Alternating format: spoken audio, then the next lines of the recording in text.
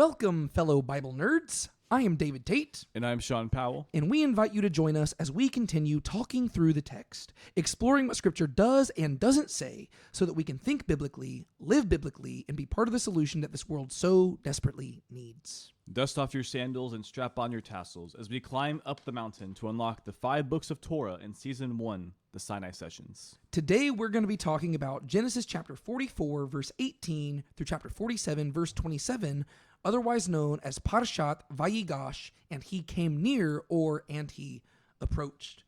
Sean, we are going to kick off this episode strong with you recapping last week's section. There's a lot to cover here because we are covering everything from the moment whenever Joseph is taken out of prison and standing before Pharaoh to interpret his dream, all the way to the moment when Judah is kneeling before Joseph and right before he begins to lay down his case, because that's what we're going to be picking up today. Yeah. And so let me set my timer here. Your goal, as always, is to recap all of it in a minute or less. Yeah. But I'm not going to tell you how long you got. You're just going to try to get it done. Sound good? Okay. 3, 2, 1, go. Okay, so we start off with Pharaoh having a bad dream, and he ends up having Joseph come to interpret it for him. He lets him know that there's going to be a famine coming, but they need to prepare for it. So he puts Joseph in charge of preparing the land for the famine. And we fast forward a bit. This famine happens. And so in the land of Canaan, there's famine. So Jacob sends his sons to go get grain from Egypt. And they go to Egypt, and they come before Joseph. They don't know it's him. But Joseph treats them harshly. He accuses them of being spies. He ends up taking Simeon hostage and sends them home, telling them to come bring Benjamin back.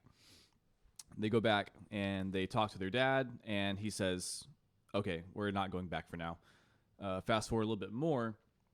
The famine, keeps on going on, and so they need more bread. So they end up needing to go back to Egypt, and Judah ends up telling his dad that he will, take the blame if harm comes to Benjamin. They end up coming to Egypt with Benjamin. Joseph talks to him, and he, treats them nicely. He sends them on their way, but he kind of lays a little trap for them. And as they're leaving, they realize, oh crap, we have one of Joseph's silver glasses. So they end up getting dragged back into the Egypt, and they are kind of they have to stand before Joseph. And we ended with Judah giving his response to Joseph. Yeah. How long do you think that was? 57. 1 minute 23. Oh, dang. Yeah, way longer. No, but to be fair, I could not have done any better than that, because that's there's a reason we have you do the recaps, because you can recap a lot quicker than I can, because I tried. There was so much that happens in last week's chapter, because what we talked about last week is that we are really ramping up to the climax of the book of Genesis, and in many ways, that climax is going to happen at the very beginning of today's section, to where the way that last week's section ended is at the height of tension in the entire story. And so we shouldn't be surprised whenever there's just so much happening, because things really are building to a head. We've talked about throughout this podcast so far, we've talked a lot about how this is an ancient book, which is written very differently than modern books. But at the same time, humans remain the same, and a good story is a good story. And so there is still a lot of stuff in this ancient story, which just rings really good for a modern story, to where there's many things. I've been comparing it to the Count of Monte Cristo, because that's one of my favorite books. But last week's section is just a fast-paced, back and forth, things are just getting more and more dramatic, and every time you think things couldn't get worse, they get worse, and then there's this brief reprieve when the brothers think that they've gotten away scot-free and that everything's resolved, and then it just gets even worse, so that where we end last week is with Judah before Joseph, and he says, how can we even respond to my Lord? And that really is a good question to go with as we go into this week's section. Yeah. Because really, the crux of the entire story of Genesis hinges on Judah's response. That's right? true. We talked about how, as we've been reading through the book of through the story of Joseph, there has been this repeated, interlude where for some reason the character of Judah keeps popping up. And one of the big plot twists of the entire story is that Joseph himself is going to reveal in today's section that it turns out the story was never about him at all. And so while Joseph is the character we've been following, he is not the main character at this point in the story. The main character is actually Judah, the person who keeps showing up at different points throughout the story. And so, in many ways, the climax of the book of Genesis is going to be Judah's response and subsequently Joseph's revelation of his identity to his brothers. And so we're going to see both of those right here at the beginning of our section today. And then pretty much the rest of the book of Genesis is kind of just wrapping up things to set up the book of Exodus, to where after he reveals his identity, we're going to have his family being brought to Egypt. We're going to have him reuniting with his father. We're going to have basically just everything being set in place so that we understand the context of how Israel got to Egypt, why they're there, why they're settled where they're settled, what they're going to be doing in the meantime. That's going to lay the groundwork for the book of Exodus, which we're going to be getting to not next week, but the week afterwards, because we have one more week in Genesis after this week.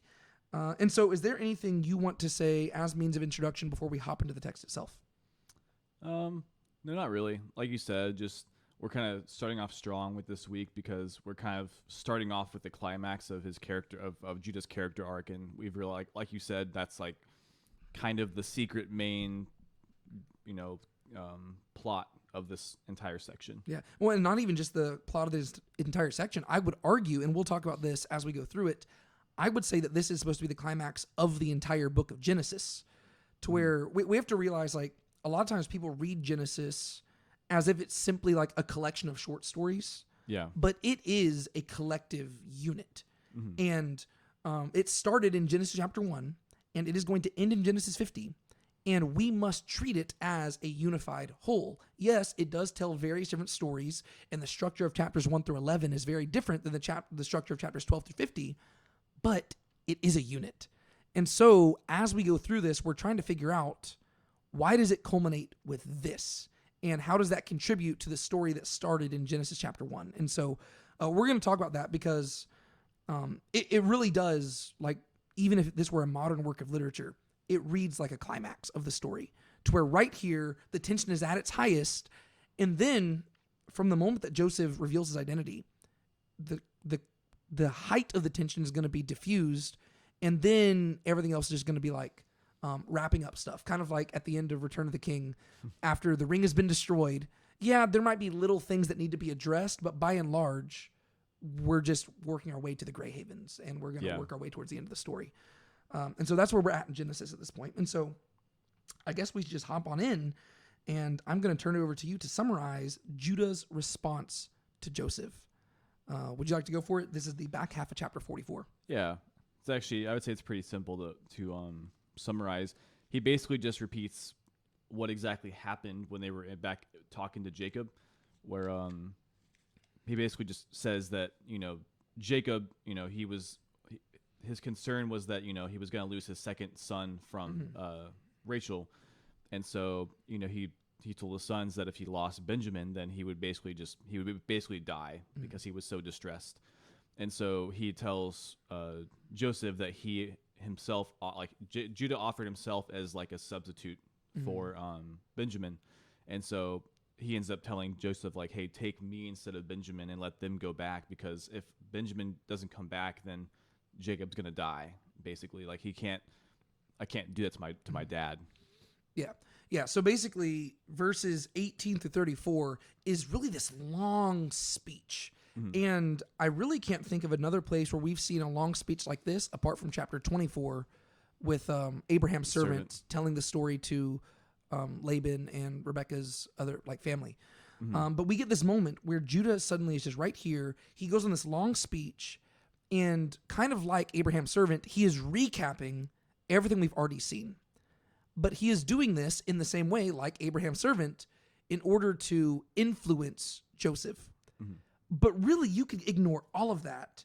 It all comes down to verse 33, where he says, so now, please let your servant remain instead of the boy as a slave to my Lord, and let the boy go up with his brothers. So he makes this offer.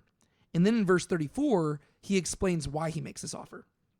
For how shall I go up to my father if the boy is not with me, lest I see the evil that would overtake my father?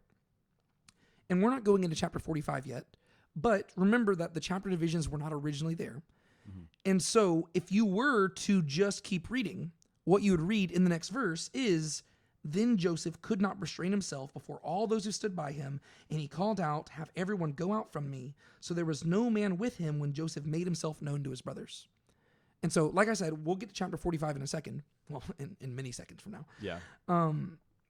But what I'm wanting to highlight is that what Judah says in verses 33 and 34 is the thing which finally breaks Joseph and makes him reveal his identity to his brothers, which tells us that there's something going on with Judah's speech here that is really hitting Joseph to his core, and it causes him to just set aside all sorts of like the kind of trickery and deception he's been going about, positive trickery and deception, to finally reveal his identity. And so let me just turn this to you real quick. I've got several thoughts, and I'm not trying to guide you anywhere, but what are the things that stick out to you about this passage in particular?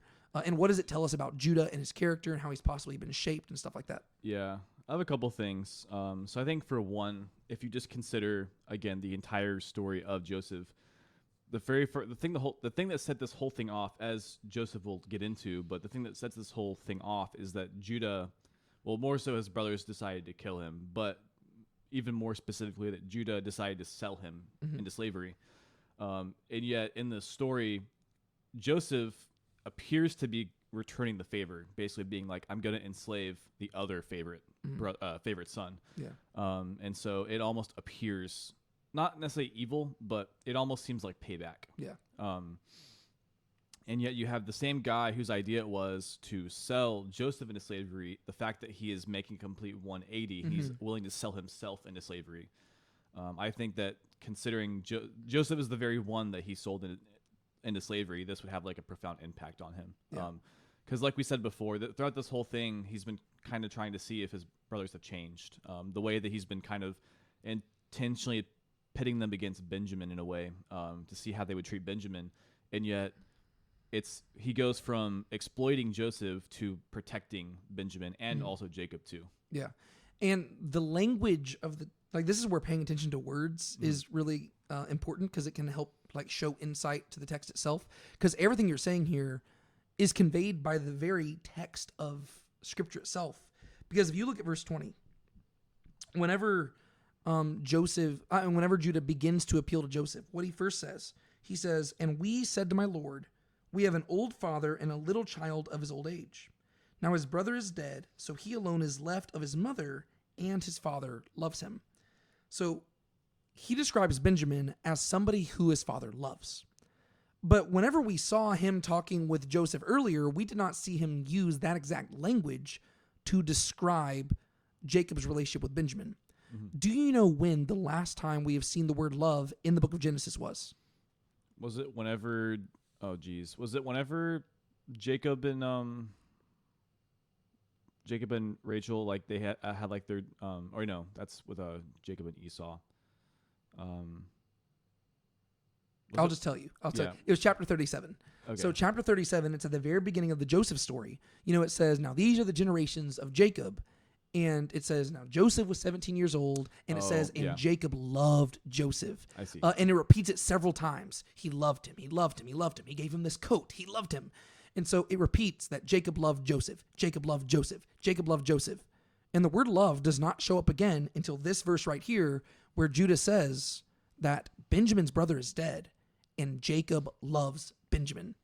And so what Judah is saying right here at the beginning of his appeal is Benjamin is the new Joseph, right? And we've been we've seen hints of that throughout the text, right? And this is going to give us insight into a little bit later what exactly Joseph's big plan was. One thing we talked about in last week's episode is that Joseph is up to something throughout these chapters, but we specifically tried to withhold revealing what his plan was until this week. And we're going to talk about that later on whenever he reveals his identity, because he's going to say certain things that cause us, that recontextualize everything he did and causes us to have to go back and re-examine those. But along the way, we've picked up on the fact, okay, well, the fact that Jacob is keeping Benjamin so close, well, that tells us that he is treating Benjamin like a new Joseph. And now Judah right here makes it explicit in the language itself, to where he says, yeah, Jacob loves Benjamin just like Jacob loved Joseph. Mm-hmm. And this brings us back to chapter 37, where we saw how Judah responded to Joseph whenever Jacob loved him. Judah is the one who's like the ringleader of this whole thing, saying, let's sell Joseph into slavery. Let's gain something out of this, right? That stupid kid who our dad loves, let's get rid of him. Yeah, and before that, it said they like could not speak peace to him and that they hated him. Yeah, so they hated him because Jacob loved him. And so the question becomes, how is Judah going to respond now? And as we're going to see, this moment right here is what Joseph was trying to figure out, right? Yeah. Like everything Joseph did over the last several chapters was to build up to this interaction between him and Judah. And Judah is going to pass the test with flying colors. Because last time, he treated Jacob's beloved son with contempt, and he sold him into slavery out of personal gain. He did not care how he treated his father. Instead, he said, you know what? Forget you. I'm getting rid of Joseph. This time, though, he lays himself down for the sake of Benjamin. Mm-hmm. And ultimately for the sake of his father, right? Verse 34, for how shall I go up to my father if the boy is not with me, lest I see the evil that would overtake my father? This brings to mind another passage from chapter 37. Who does Judah kind of sound like in verse 34? There were really only a few brothers that we got to see interacting whenever they sold Joseph into slavery. Yeah, Reuben? Yes, he sounds like Reuben. What did Reuben say in chapter 37? Do you remember? What did he say? Like, what else will there be for me? Yeah, Reuben, whenever so basically, if you remember the story, Reuben had suggested they throw Joseph into a pit rather than killing him, and that's because he planned on returning later to grab Joseph and bring him back to Jacob. So basically, he was planning on double-crossing his brothers in an attempt to probably get back into his dad's good graces. Yeah. And whenever Reuben gets back and sees that Joseph has been sold, Reuben says, the boy is not here. As for me, where am I to go? Mm-hmm. And that sounds kind of similar to what Judah says, right? Reuben says, what am I going to do? I can't go back to dad now that, Joseph's gone. But notably, he doesn't go out of his way to clarify why he can't go back to his dad. Yeah. And so what we have to do as readers is we have to look and figure out, well, what motives would Reuben have for bringing Joseph back? And you realize, oh, well, him and his dad have a bit of an issue between them, and he's trying to get into his dad's better graces again. Mm-hmm. However, Judah does attach a motive to this. He says, for how shall I go up to my father if the boy is not with me, lest I see the evil that would overtake my father? So Judah makes it clear his goals are not self-serving. He simply doesn't want to see his dad go through that.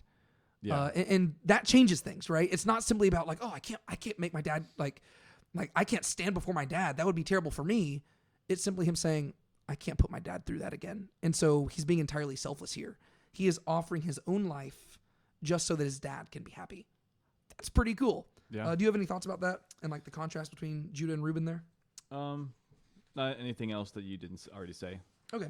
So one thing I do want to highlight now is as we're going through Genesis, and we're going to try to do this our best throughout the rest of Scripture, is one thing I like to try to do is I always try to read these books as if I hadn't read anything afterwards, right? Because I think there is sometimes a danger where, especially as Christians, sometimes we are so, we should do this to a degree, right? Because Jesus himself says that like the Old Testament, like the Hebrew Scriptures pointed to him and stuff. And so we should recognize that everything is fulfilled in Christ.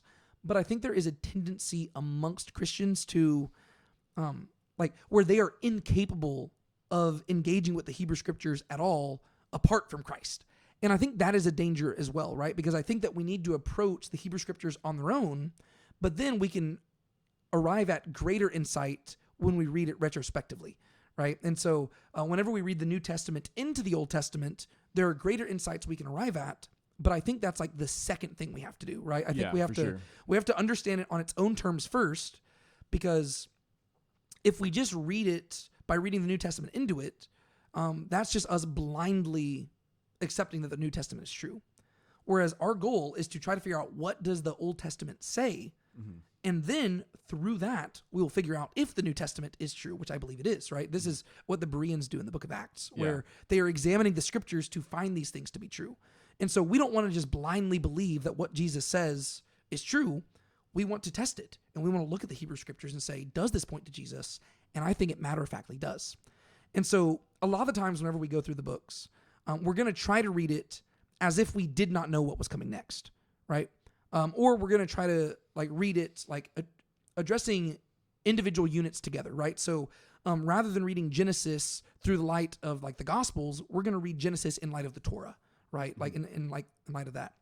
However, there is some really cool stuff that goes on in this section that I think heavily points to Jesus. Mm-hmm. And so I do want to just take some time to address it because it's just too on the nose. Yeah. It's on the nose once you're looking for it. But if you're not looking for it, you might overlook it just because, again, I think that typically when people talk about the Joseph story, they don't focus on Judah the way they should. Whenever people talk about the Joseph story, usually they just treat it like it is the Joseph story. And they're like, oh yeah, it's a really cool story about this guy who went into slavery, but he ends up being in power. That's not the point of the story. The point of the story is this section right here. And so the question we have to ask is, why is this story so important? Mm-hmm. And as a Christian, we have a really good answer. Because this thing that Judah does right here perfectly points to what we believe Jesus did for us. Mm-hmm. And so this is where we're going to dive into some, not deep theology, but I'm going to be using a lot of theological jargon. Because what Judah does here is what we as Christians would describe as penal substitutionary atonement. And I know that's a long theological term and stuff, but as Christians, we believe that whenever Christ died, not everybody holds to this. There are other doctrines of what exactly Jesus accomplished at the cross. Mm-hmm. But the most prevalent theory, especially in Protestant circles such as ours, mm-hmm. is that he accomplished a penal substitutionary atonement, right? He paid the penalty we deserved. He was our substitute, and he atoned for our sins. And what Judah does here is exactly that, but he does it for the sake of Benjamin. And so I just want to break this down because I think this will help us understand why this is at the climax of the book of Genesis. Mm-hmm. And so what we see is that Judah volunteers to bear Benjamin's penalty, right? According to Joseph, he is not requiring Benjamin to die. He is simply requiring Benjamin to be a slave. And Judah says, take me instead of him, mm-hmm. which leads to the second point. He offers himself as Benjamin's substitute, right? And this is really important because we have to realize that from Judah's perspective, Benjamin is guilty. Mm-hmm. We know that Benjamin is not. We know things that the brothers do not know. From Judah's perspective, he has every right to hate Benjamin right now because Benjamin was the most important person of this whole mission, right? Jacob made it very clear nothing can happen to Benjamin. Jacob was willing to let Simeon suffer and die in prison in Egypt before he let Benjamin out of his sight. And it was only Judah's appeal that allowed Jacob to release Benjamin. Mm-hmm. And so Benjamin is crucial to this whole mission. And from the brothers' perspective, Benjamin himself is the one who screwed everything up. Because from their perspective, Benjamin stole the cup and just disregarded the will of their father. And so from Judah's perspective, Benjamin is guilty, guilty, guilty. We know he's not. Judah does not know that. Yeah. Yet he still offers himself as a substitute. Judah, he's been guilty in the past, but in regards to this, he is innocent. Mm-hmm. And so he is an innocent man offering himself as a substitute for the guilty person. What does it sound like? It sounds like the Christian gospel. Mm-hmm. And thirdly, he intends to atone for Benjamin's sin. Right? He is not simply saying, imprison both of us. He is saying, let me suffer in place of Benjamin mm-hmm. so that I will be enslaved and Benjamin will go free. And to bring up some more fancy theological terms, this is where we get to the notions of propitiation and expiation. Again, these are big words that I do not encourage you to bring up on a regular basis unless you're just wanting to freak people out and make them get annoyed with you. But propitiation is really, these are just two different ways to translate the same term in Greek. Whenever it talks about Christ being the propitiation for our sins, people debate about how that should be translated, propitiation or expiation. And really, they're two sides of the same coin. Propitiation carries with it the idea of providing a way to appease wrath, right? So this is viewing Christ's sacrifice from the perspective of God, right? It's appeasing the wrath of God. expiation is the flip side of that, and it's talking about how his sacrifice serves man, namely in the idea of cleansing guilt from man. And what Judah does here is seeking to accomplish both of those, right? He is seeking to be a propitiation on the behalf of Benjamin by appeasing the wrath of Joseph, right? Joseph, from Judah's perspective, has every right to be angry, right? At the beginning of this, Judah says, "What can we say to my Lord?" Right? We have no response. You have every right to be angry. But he is trying to be a propitiation for Benjamin by causing Joseph's wrath to go away. Mm-hmm. But he is also trying to be the expiation to cleanse the sin of Benjamin, so that by providing himself, Joseph will just let Benjamin go free. And I highlight all of that just because I want to highlight that literally every single thing that Judah does here directly corresponds to what we as Christians believe that Jesus did on the cross, except Jesus did it to a greater degree for a bunch of other people, right? And so it wasn't just one man dying for the sake of, or one man being enslaved for the sake of another. It is one man dying for the sake of all, right? And so that's what we would believe there. And so Judah seeks to shield Benjamin from Joseph's wrath by bearing it himself, despite the fact that he has nothing to gain and everything to lose, right? Judah, all he has to look forward to if Joseph accepts this offer is a lifetime of slavery. He has nothing to gain. Yet, he is making himself a curse so that the person who, from his perspective, deserves to be cursed can be blessed.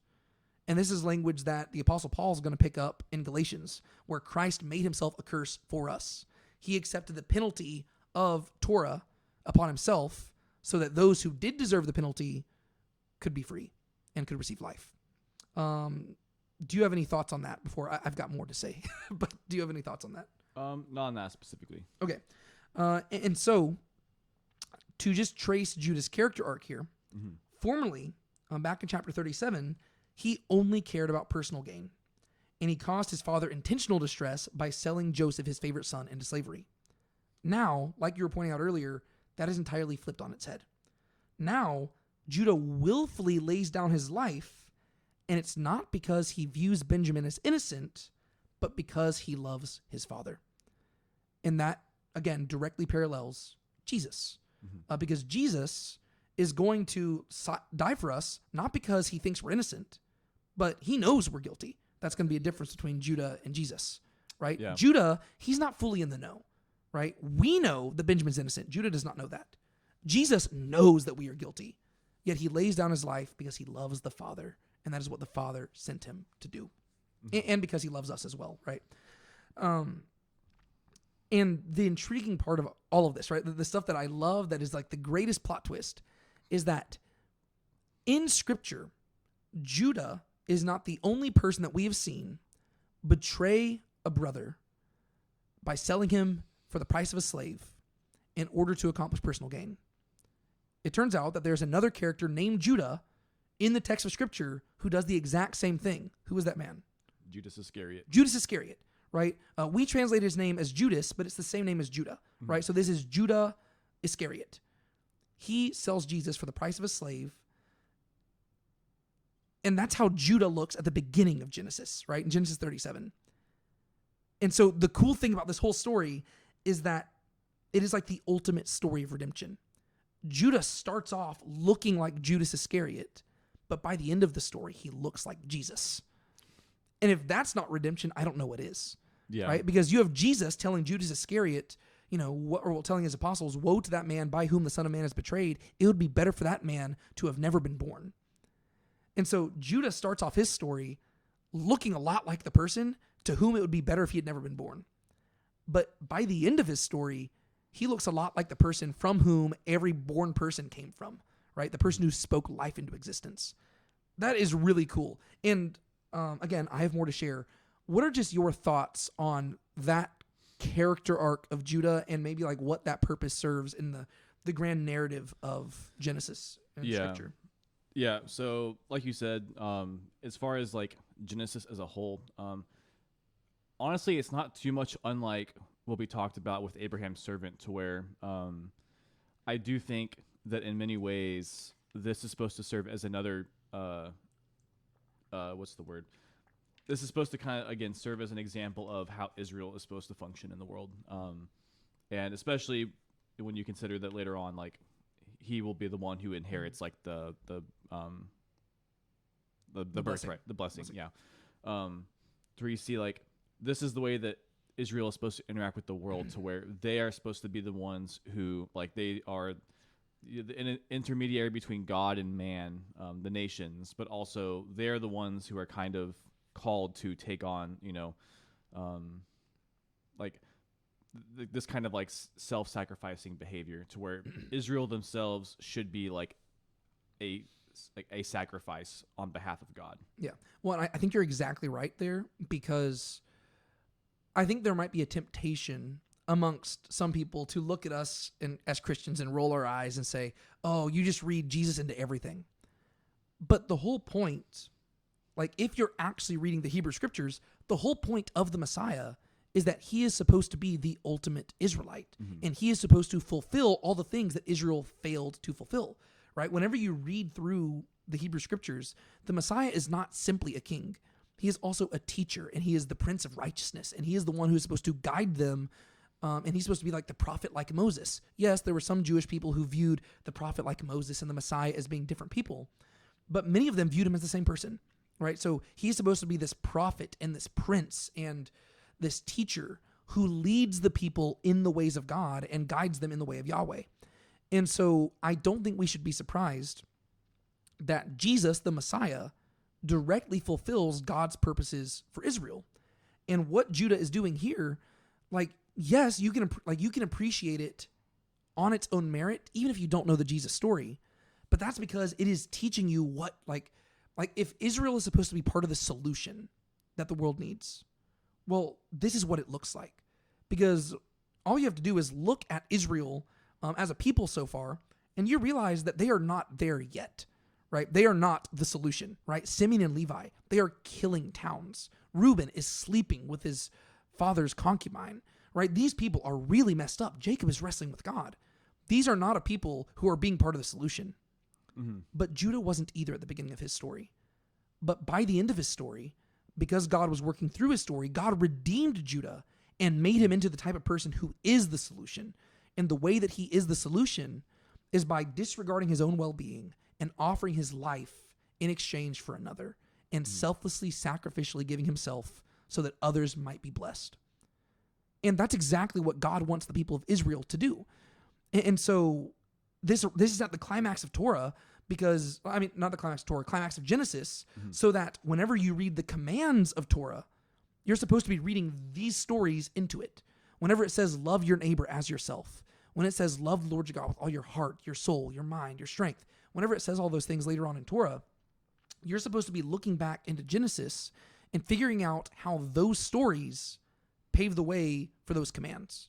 Yeah. And so the people of Israel are supposed to look at this, and they're going to say, oh, okay, so all of us are kind of like Judah at the beginning of the story, but God can work through us to make us like Judah at the end of the story.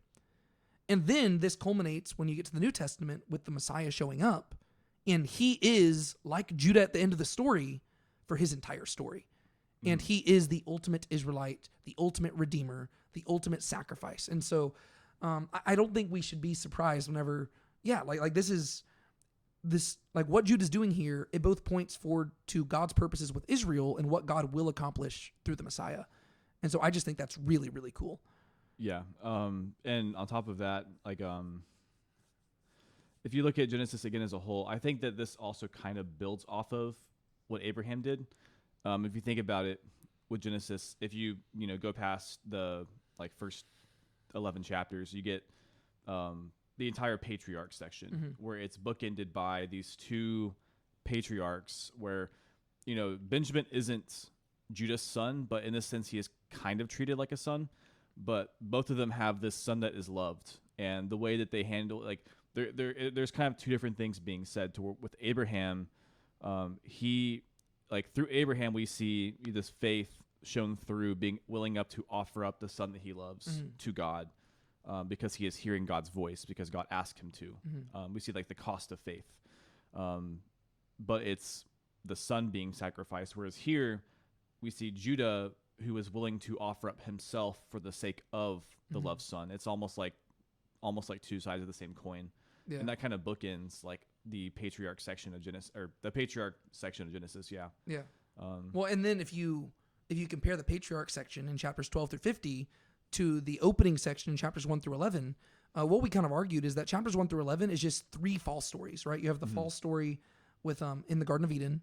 You got the false story with the sons of God and the daughters of men, and you got the false story in the Tower of Babel. And what you're highlighting with Abraham and then with Judah and stuff here, it directly reverses what we see in those original false stories, right? In Genesis 3, you have this woman who she looks upon something that she wants because it benefits her, and she takes it for herself, and it leads to absolute chaos because she was wrong.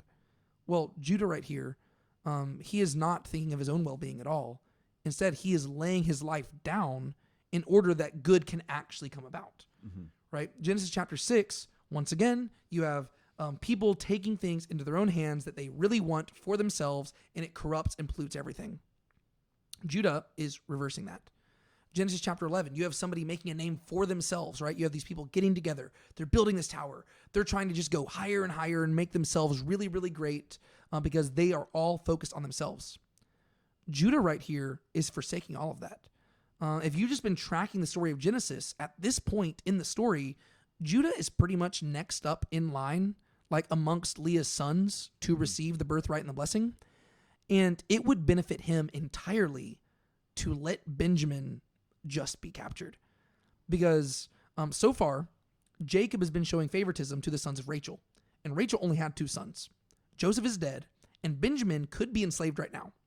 Which means that, with those 2 sons out of the way, Jacob by default is going to have to turn to one of his other sons to show favoritism to. Reuben and him, they're not on good terms. Simeon and Levi, they murdered an entire town. Jacob is not happy with them either. Judah is the 4th born. And so Judah has everything to benefit if he just lets Benjamin be enslaved. Yeah. Sure, his dad won't be happy with him, but he is the next up in line to where technically, I mean, I guess because he did offer himself as a pledge for Benjamin, Jacob could backfire on him and stuff like that. But if you're just reading the narrative just straightforward, he could make a great name for himself by just letting Benjamin go. But instead, rather than making a name for himself like they did at Babel, he reverses it. And he says, no, I would rather be enslaved so that my father can be happy. And so you literally see him reversing what happened in the first 11 chapters, which again is exactly what God wants Israel to do, right? He wants them to keep the way of Yahweh, just like Abraham did. And so I just think that's really cool. And so before we go into chapter 45, one thing I do want to highlight, just like if you just jump into the scene itself, you have Judah kneeling before Joseph, Joseph standing above them. Joseph is about to reveal his identity. And I think we have this really cool portrait right here that once again points towards the Messiah. Because on one hand, you've got Joseph, who, as we will see, he is a servant turned into the sovereign Savior. He suffered in order that those who persecuted him might live, and now he is wisely orchestrating things under their salvation. And in many ways, that paints the portrait of what the New Testament teaches about Jesus, right? He suffered at the hand of his persecutors so that those who killed him might be forgiven. And then in the background, through the rest of the New Testament, you've got the mystery of the gospel, and you've got God orchestrating all things to bring people back to himself so that both Jew and Gentile will be saved. And that's in many ways like Joseph. The main difference is that Joseph didn't willfully suffer, right? It's not like one day he said, hey guys, sell me into slavery so that I can rise to prominence and save y'all. No, he was a victim of circumstances, right? Whereas Jesus, we would say he willfully chose to do it. There were several times where he could have escaped it, but instead he willfully chose to do it. In a similar way, Judah is the sacrificial lamb who lays down his life so that the guilty can be forgiven, and he is the king who lays himself down so that his people might be free. That also points towards the Messiah. But again, there's a crucial difference because as we're going to see, Judah doesn't end up having to actually go through with it, right? He makes the offer, but it's going to turn out, as we see in chapter 45, this was all a test. And none of them are going to be enslaved. They're all going to be free. They're all going to live. It's all going to be fine. And so while Judah does offer to do what Jesus does, he doesn't actually go through with it. And so both Joseph and Judah, they paint a portrait of the Messiah, but they don't do the full thing. And ironically, if you blend their two stories together, you actually get a portrait of the Messiah. And so if you're reading this in a messianic context, because keep in mind, Genesis chapter 3 established that there is a Messiah figure showing up sometime, right? There is going to be the seed of the woman who crushes the serpent. And he's not going to show up by the end of Genesis, but these two main characters at the end of Genesis, they do paint a portrait of him. And you can't help but recognize that, right? Because through these two guys, everything's going to be resolved. And so they're painting a portrait of who the Messiah is going to be. Mm-hmm. So ultimately, going forward, we're looking for a person who brings the two stories together. Like Joseph, he will actually have to sacrifice himself. But like Judah, he will willfully choose to do so, right? And so, and then we shouldn't be surprised whenever, there were Jewish thinkers who held the whole two Messiah theory, where they had the Messiah ben Joseph and the Messiah ben David, where Messiah ben David is the conquering king from the line of Judah, and then you have the Messiah ben Joseph, who is the suffering servant from the line of Joseph. Whereas as Christians, we would argue that those blend together, and you have both Judah and Joseph coming together in Christ, which I just think is really cool.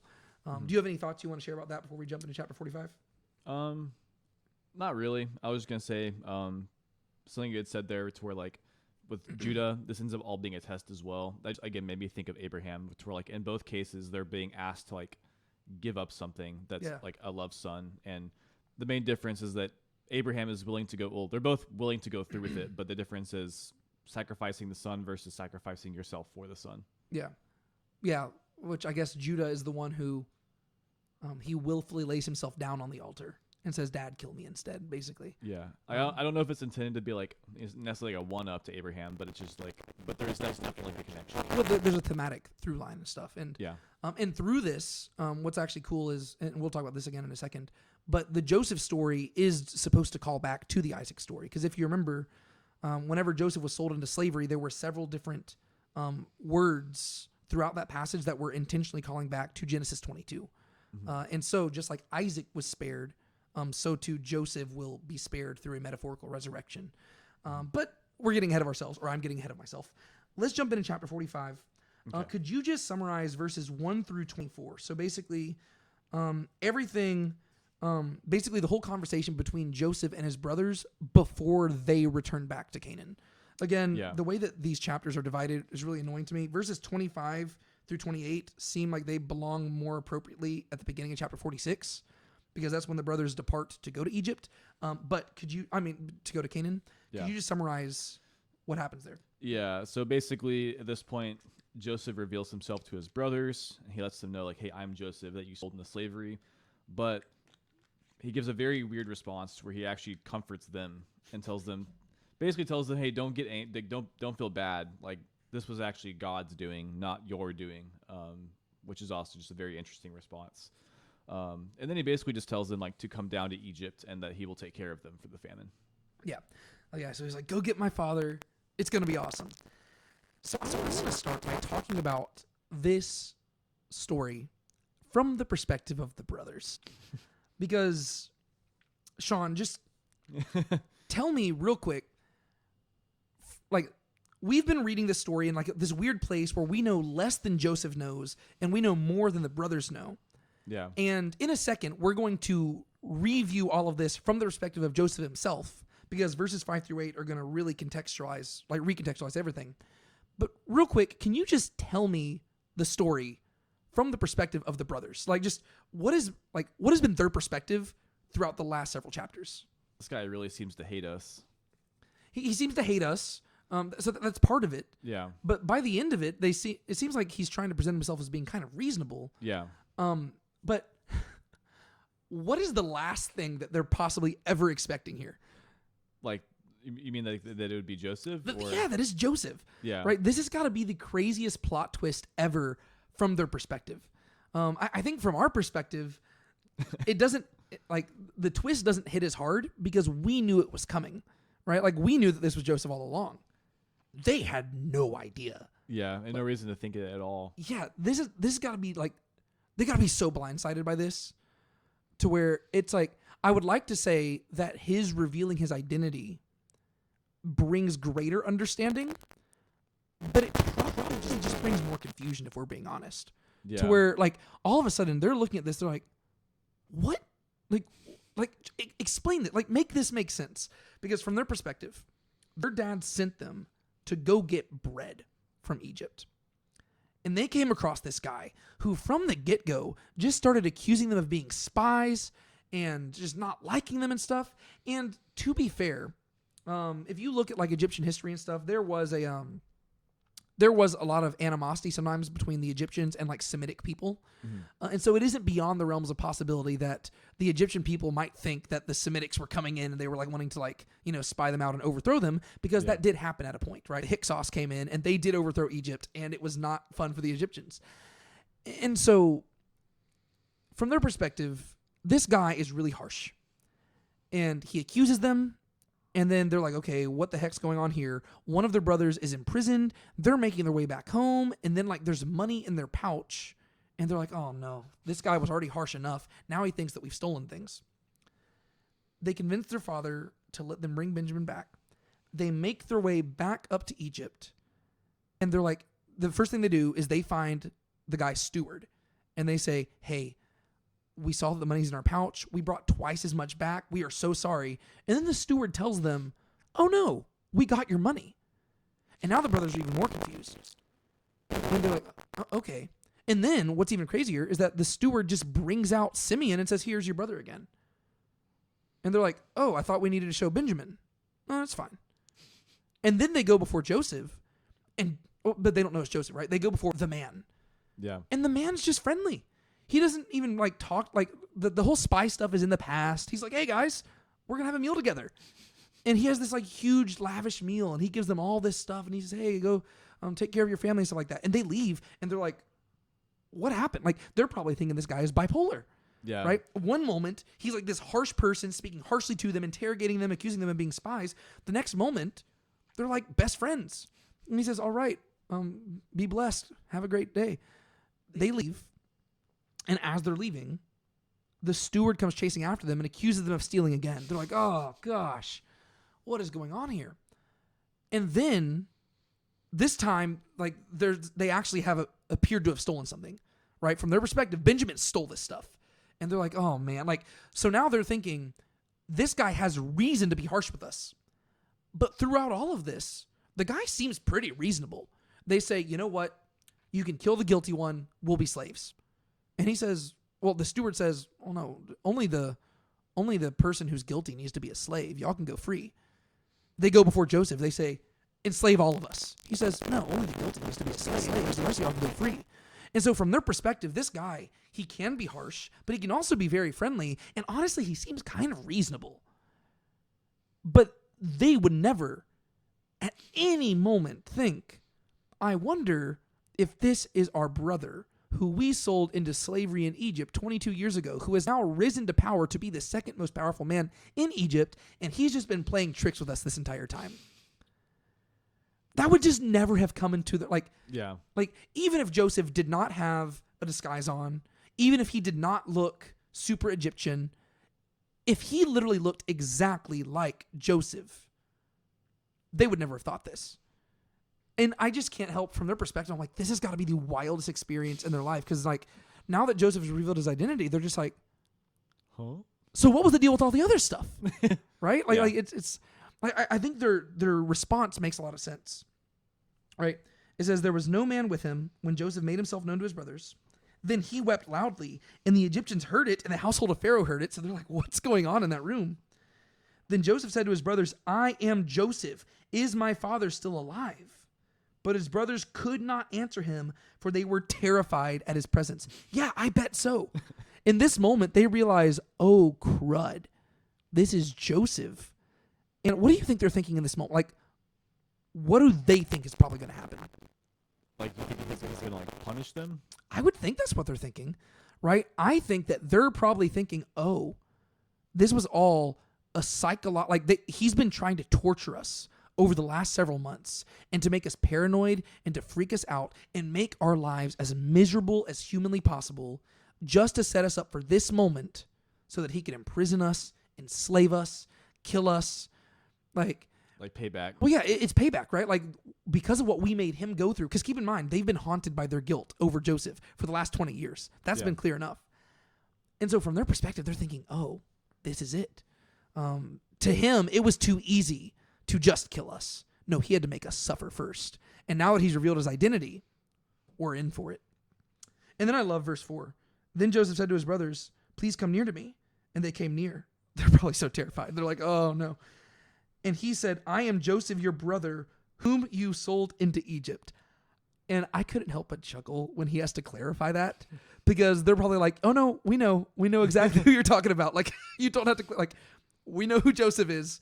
And they probably, the last thing they want to be reminded of is all that they did against him, right? Yeah. He is now the second most powerful man in Egypt, and Egypt is like the superpower of this time period. He's the second most powerful man in the world. And he says, hey, I'm your brother. Remember that terrible thing you did to me? And they're like, oh, no. But then this leads to verses 5 through 8. And I think this is worth reading in its entirety. Yeah. Just because it recontextualizes everything. Verses 1 through 4, I would argue you're supposed to be reading from the perspective of the brothers. You're supposed to be feeling their fear. You're supposed to be confused as they're confused. You're trying to put together all the pieces. And I think that's what the author's been trying to get us to do, because, again, we've known more than they know, but less than Joseph knows. And so now, at this point in the story, they know the same thing that we do. And they are basically going back through all the previous events, wondering, what was up with that? What was up with that? What was up with that? What was up with that? And then verses 5 through 8 give us the answer. Mm-hmm. Joseph says, so now do not be grieved or angry with yourselves because you sold me here. For God sent me before you to preserve life.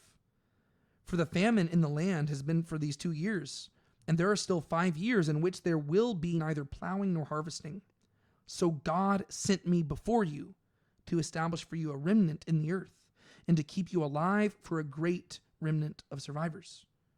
So now it was not you who sent me here, but God, and he has set me as a father to Pharaoh and the Lord of all his household and ruler over all the land of Egypt.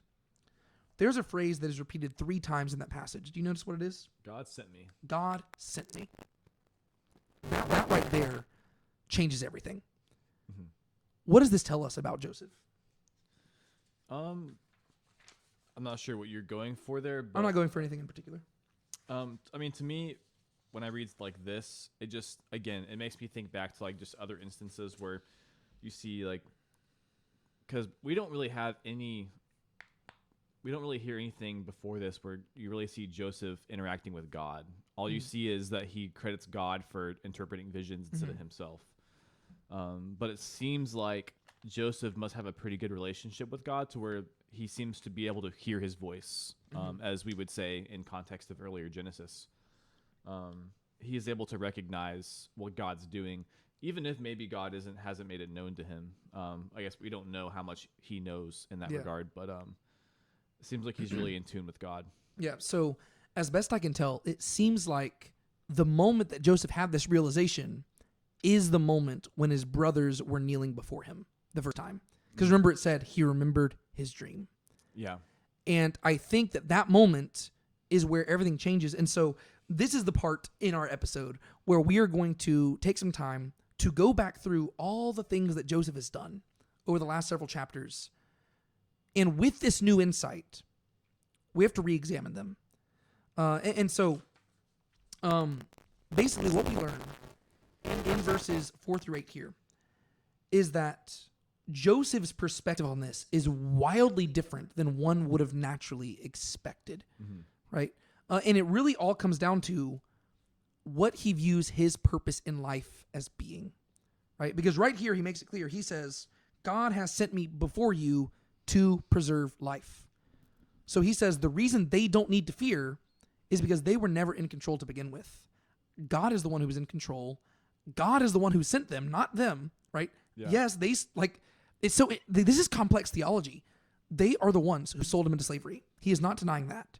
But he is saying that God is the one who purposed all of this. Why can he say that?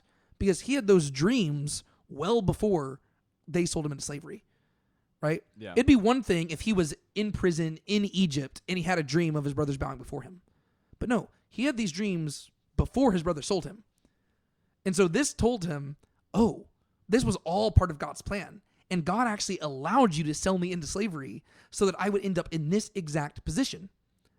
And that realization is going to shape the entire plot he goes about throughout this whole story. Mm-hmm. And so he tells them they have no need to fear because on one hand, he has come to understand his purpose in life. And secondly, he has realized that his purposes are not to seek vengeance, but to redeem.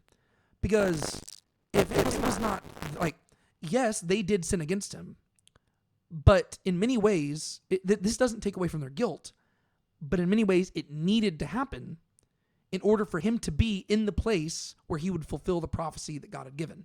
Mm-hmm. You know?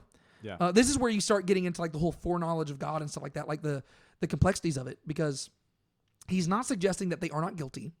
He's not suggesting that they don't deserve punishment. He's just simply saying that his theology will not allow him to seek vengeance upon them, mm-hmm. because ultimately he views that God sovereignly orchestrated it and actually used their evil to accomplish good. Yeah. And if he enacted evil against them, he would then be violating God's purposes. And it's like, oh, it's so brilliant to where you're like, whoa. And so all of a sudden with that realization, you have to go back and you've got to just re-examine every single thing he's done. Because in last week's episode, we highlighted on several occasions, he was doing very curious things and you're not totally sure why. Yeah. And the most natural reading is that he's seeking vengeance, right? You're thinking he's doing the whole Count of Monte Cristo thing, where he's just trying to make these guys' lives as miserable as possible until the moment that finally reveals his identity and plunges the sword into their chest. That's what you're expecting. But then you've got this amazing twist at the end where it's like, oh no, the reason I was doing those things is not because I was seeking vengeance, but it's because I was testing you. And I was trying to figure out how y'all had changed throughout that time. So it's like he understands his purpose in life now, but now he's trying to figure out what their purpose in life is. Mm-hmm. And so let's go through here. And we're going to re-examine a lot of the questions that we addressed in last week's episode, but we're going to re-examine them now that we have a better understanding of what exactly was going on in Joseph's mind. Because now we understand, he realizes, oh, this is orchestrated by God, but he doesn't necessarily know unto what end, right? Whenever his brothers are kneeling before him and bowing before him, he remembers his dream, but he doesn't know, like the dream didn't tell him what is he supposed to do once they bow before him. Is he supposed to be the judge, the jury, the executioner? What is he supposed to be? Is he the judge? Is he the savior? What's the purpose? And so it seems like every single thing he does going forward after them kneeling before him is purposed for the fact of trying to figure out what his role is. Right? This was orchestrated by God, but unto what end? And so, back in chapter 42, Joseph recognizes his brothers, but why do you think it is that he doesn't immediately reveal himself? Well, because he wouldn't really be able to understand their motives and because once he revealed himself, that would kind of play as all his cards. Yeah. So they'd be like, they'd start probably buttering up to him and stuff, and he wouldn't be able to tell if their character was genuine. Yeah. So he needs time to figure stuff out. Yeah. Right? Because if he just revealed his identity right there, well, it's really cool. Him and his brothers have been reunited, but he still does not have any greater understanding as to what his purpose is. He realizes, oh, wait a second, because they're going to come before him. He's going to recognize them. They're going to bow down. He's going to remember his dream, but he still does not know, what am I supposed to do here? And so he needs time to figure this out. And so in his wisdom, he's going to set in motion a plan. Yeah.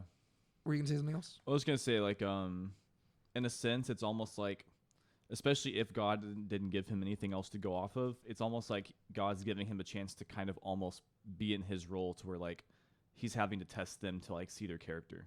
Kind of like how God tested Abraham. Yeah. Yeah, I could see that. And so this leads to the second question that we had. Why does remembering his dream cause Joseph to accuse them of being spies?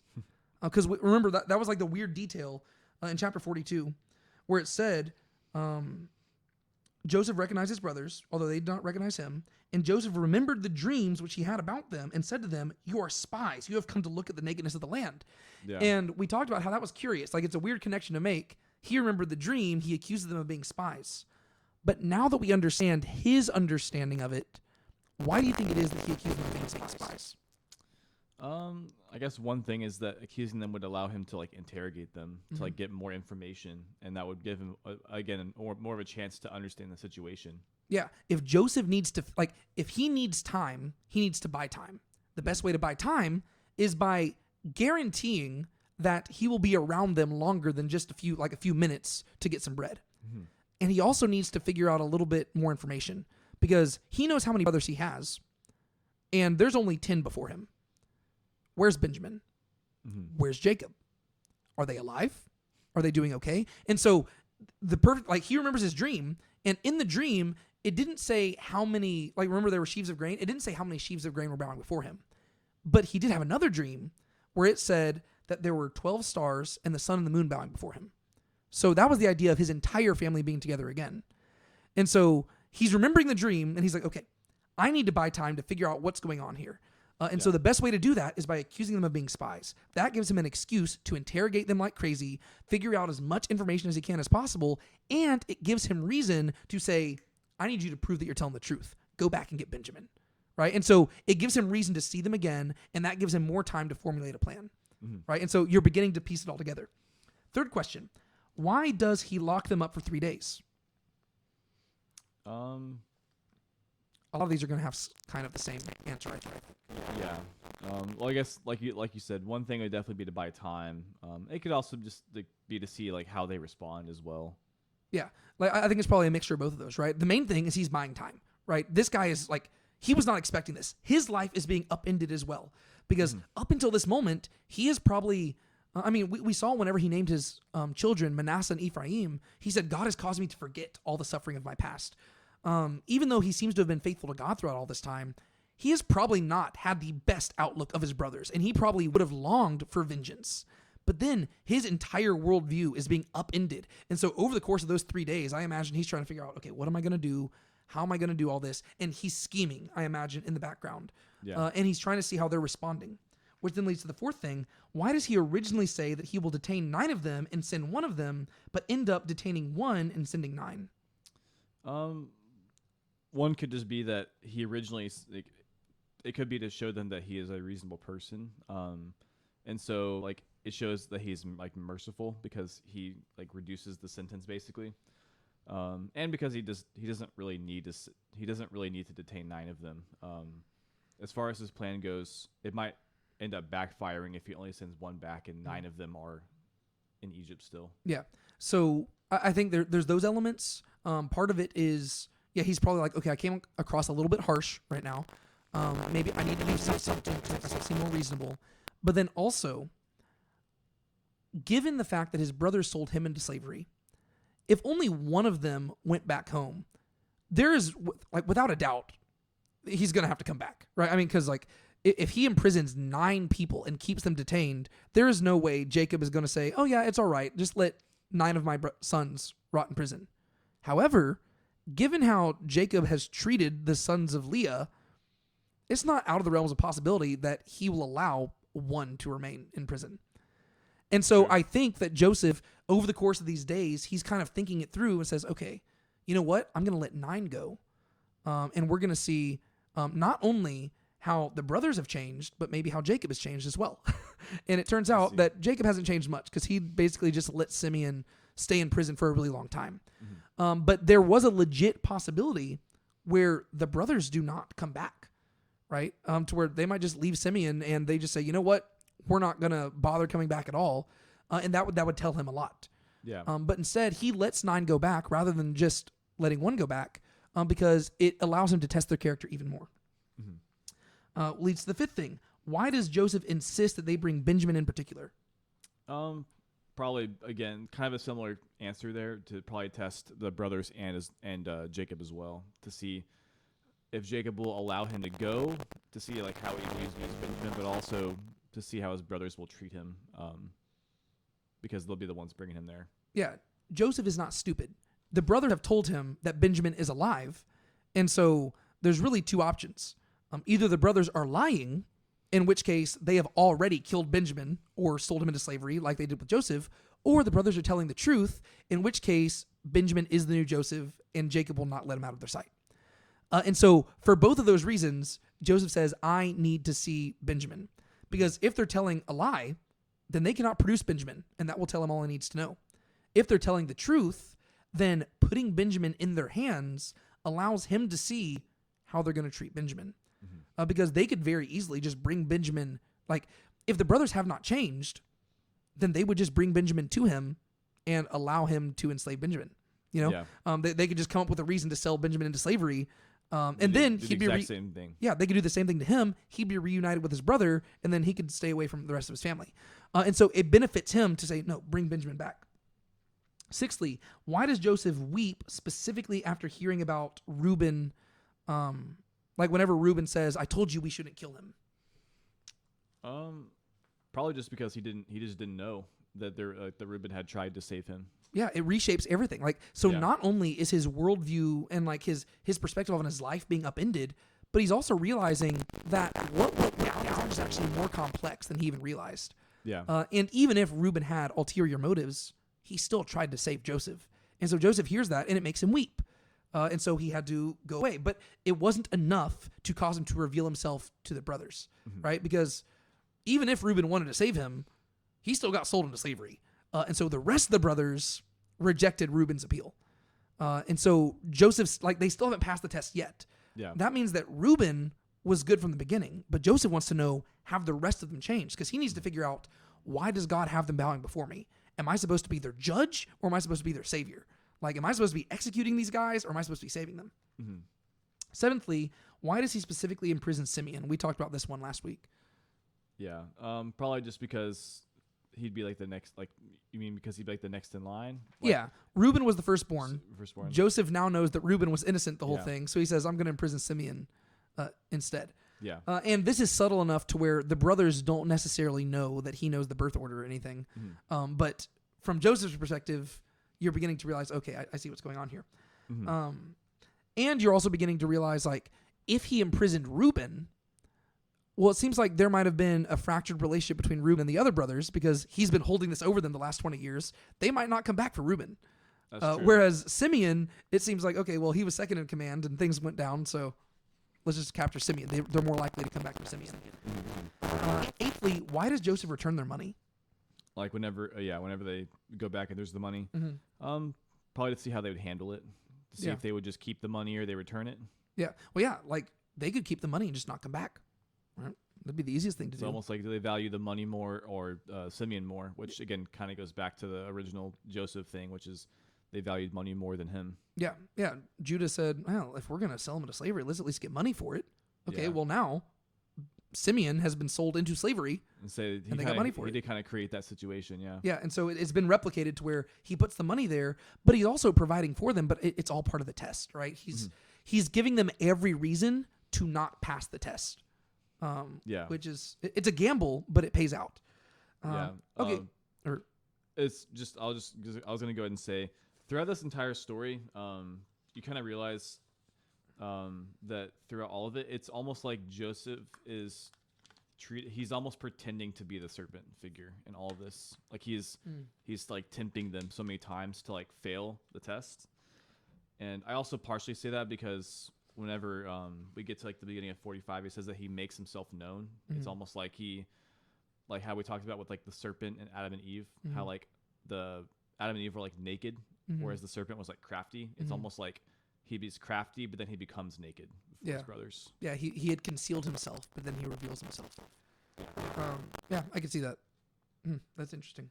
Yeah, it's kind of like whenever it says to the twisty, God proves himself twisty. Yeah. Okay, so this leads to them returning the second time. They do come back. Why did Joseph put the money in their bag only to feign ignorance? So whenever they come back, they say, we brought the money back. And the steward says, I don't know what you're talking about. We got your money. What was the deal with that? I mean, I guess it could be just to confuse them, to see how they respond.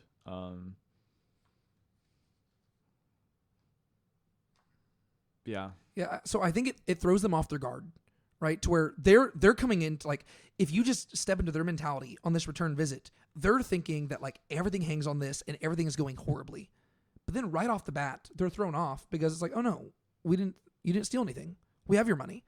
So now they get to keep their money. And also it lets them realize, oh, something's off here. Mm-hmm. And then there's just going to be one good thing after another to where, again, he's going to be giving them a clear out. And so, secondly, why is Simeon released after they are reassured about the money, but before Joseph actually comes out to them? Yeah, so you mean like how he said he would release Simeon once he saw Benjamin, Yes. but since they don't know that he saw Benjamin. Yes. Seems like it'd be to keep them guessing still, just because they would have no reason to know why. They would have no reason to think that he knew Benjamin was there. Yeah. So it raises more questions because now they're wondering, wait a second, why is Simeon already being given to us? We haven't even stood before Joseph yet. Mm-hmm. And I guess it would give them a chance to leave before Joseph shows up. that ties into it as well. So on one hand, you've got the idea that Joseph is like this seeing eye who's watching all things. Like it's kind of intimidating because they don't even realize how much he is watching them, right? He's already seen Benjamin. They don't know that. They've received Simeon, and he's probably still watching them. And it seems like they now have the opportunity, if they wanted to just leave, right? They have all their brothers. They are not being, I mean, they've received everything back. They've got their money. They're not being accused of thievery. They could just leave if they wanted to. But then they're invited for a dinner, and they choose to stay. And so, again, it's all part of the test, right? Because he's giving them a clear out. If they wanted to, they could hightail, and what could he say? It's like, oh, well, we brought Benjamin, and you returned Simeon, so we just left, right? Yeah. And so he wouldn't have any reason to chase after them. And so it seems like he's giving them a clear opportunity to get out of there if they wanted, but it's all part of the test. Thirdly, why does Joseph suddenly start treating them so well? And this is chapter 43, verses like 27 through 29. So like instead of he doesn't even bring up the spy thing. It's never addressed again. Instead, he just throws a party for them. What do you think that is? I'm not entirely sure, but I think along with all of this, again, it would throw them off guard. It might make them question what's going to come next, and maybe, or I guess it could be the other way around. Maybe they let their guard down in the sense that they're not expecting something to happen because everything seems to be going smooth, or all of the above. Yeah. So I think that if you were to summarize like their first visit with Joseph, whenever he first stood before him. Mm-hmm. In that moment, it seems like his main goal is to intimidate them as much as possible to make sure they come back. Mm-hmm. This second visit, it seems like his main goal is to make himself seem as reasonable as possible, because I think at this point he has his entire plan thrown together, right? He's had months probably to sit on this. He knows what he's going to do. Benjamin is there, and he knows he's going to accuse Benjamin. And so he doesn't want them to think that he's being unreasonable. And so it seems like everything he does in the second visit is to bring their guard down so that they no longer view him as this unreasonable tyrant. No, he's just a guy. There was a misunderstanding, but he's actually very fair. Because now what he's wanting to do is he is wanting to make it so that all their animosity is going to be bent towards Benjamin, because he wants to see how much they've changed. And so he throws this whole party, and it's purely to let their guard down and realize, oh, okay, not only is he not even bringing up the spy thing, he's actually making up for it. And it's almost like his apology. Like, hey guys, I'm sorry, big misunderstanding. Here's a party in exchange for that. Mm-hmm. But at the same time, they're probably uneasy, thinking, is this about to turn into a red wedding scenario where things are going to take a sudden turn for the worst? But it doesn't, right? Everything's good from beginning to end. Why does he sit them in birth order? I know if I was the brothers, I'd be very confused how he would know that. I assume that they wouldn't think that he would know. They'd just be like, it was a coincidence. But yeah, I don't know. I would assume to throw him off. Yeah. So this one it seems like this is where he is more just messing with them a little bit. But if anything, it's to set up in particular what happens next. Because he gives Benjamin the biggest portion, right? So it's not simply that they were all sitting randomly and that Benjamin got the biggest portion. Instead, they're looking and they're saying, wait a second, he sat us in birth order. So now their minds are already thinking of the fact that they're sitting from oldest to youngest. And then they notice that Benjamin is getting the most. Yeah. So it's not random happenstance. It's evident that somehow this guy knows their birth orders and Benjamin's receiving the favorite treatment. Why does he do that? Kind of like what you already said, to kind of get them to like he's kind of goading them into like again directing their focus on Benjamin to where it's like it may not be necessarily to make them dislike him, but it's just again to kind of test their reaction and to kind of get the focus on him. Yeah, well, he already has the idea that Benjamin is basically being treated how he was once treated, right? Because the fact that Jacob would not let Benjamin go to Egypt tells him all he needs to know. So now he says, okay, well, what if I showed him favoritism as well? Because now you're messing with you're getting in the brothers' minds, and you're making them think, man, even when we go to a foreign land, this kid is being treated like a favorite. And so he's giving them reason to dislike Benjamin even more. To where it's like, man, like we can't go anywhere without this kid being shown favoritism. And it makes it seem like Benjamin is being treated the best of all of them, which could lay the groundwork for this going to Benjamin's head and giving him reason to steal something for himself. Right? It's almost like Benjamin's getting really big for his britches because they betrayed Joseph, even though Joseph had done nothing wrong. But they viewed him as being like a cocky little brat. Oh, are we going to bow before you? So he's kind of just setting up a scenario where they're going to view Benjamin in the same way. He's being treated well by his father. He's being like he goes to Egypt, and whenever they went to Egypt, everything went poorly. Whenever he went to Egypt, he's being treated like a prince over here. And then he has the audacity to steal this cup, right? And so he's giving them every reason to hate Benjamin. I see. Which then leads to the moment they're before Joseph the third time. They leave, and everything seems like it's going smoothly. But then Joseph has the money returned again. What do you think the purpose behind that is?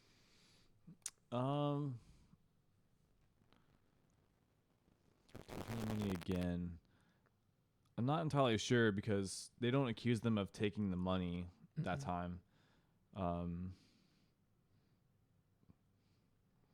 mean, I know part of it is to provide for them, but in the case of this plan, I'm not entirely sure. So this is the moment where, I mean, I know like they put the cup in there. I don't know if it's to hide the cup. Yeah, that could be part of it. I really have kind of two answers here. One answer is that Joseph does not necessarily know how long this plan is going to go on for, right? It turns out that it's going to be resolved in this moment whenever Judah offers himself. But there is a possibility where he was just doing this as leverage to where, like, if he needed to do something later on, he could. I think more likely, though, this is indicating to us, and from their perspective, once they know more, it would indicate this to them as well. But it lets them know that Joseph was never actually after their money to begin with, and he actually didn't want anything from them, right? And so as a reader, whenever the money's returned a second time, we realize, oh, wait a second. Like, it's letting us know, So, like, it lets us know something is going on here to where he does not want their money, and he is not taking stuff from them. You know what I mean? To where you really can't put that together until you realize what his end goal was. He was just wanting to provide for his brothers. And so he doesn't need their money. The money is never the thing. And so I think that's really part of the reason there. But that one is a little bit harder to distinguish. I see. Which then leads to, why does he have the cup put in Benjamin's sack? Yeah. Well, that one's definitely more clear, which is to make it look like Benjamin stole it. Yeah. So that his brothers have every reason to hate him. Yeah. If they betrayed Joseph when he had done nothing wrong, well, how much more are they going to hate Benjamin whenever he ruins the mission that hinged on his safety by stupidly and arrogantly stealing this cup from this guy who has all the power in the world? Yeah. And so this is like the final stroke of genius on Joseph's part. He intentionally frames Benjamin, which this could have gone really badly for Benjamin. Like, there is it's a good thing that the steward was there, because if the steward was not there, I can guarantee you that some of the brothers might have just strangled Benjamin themselves.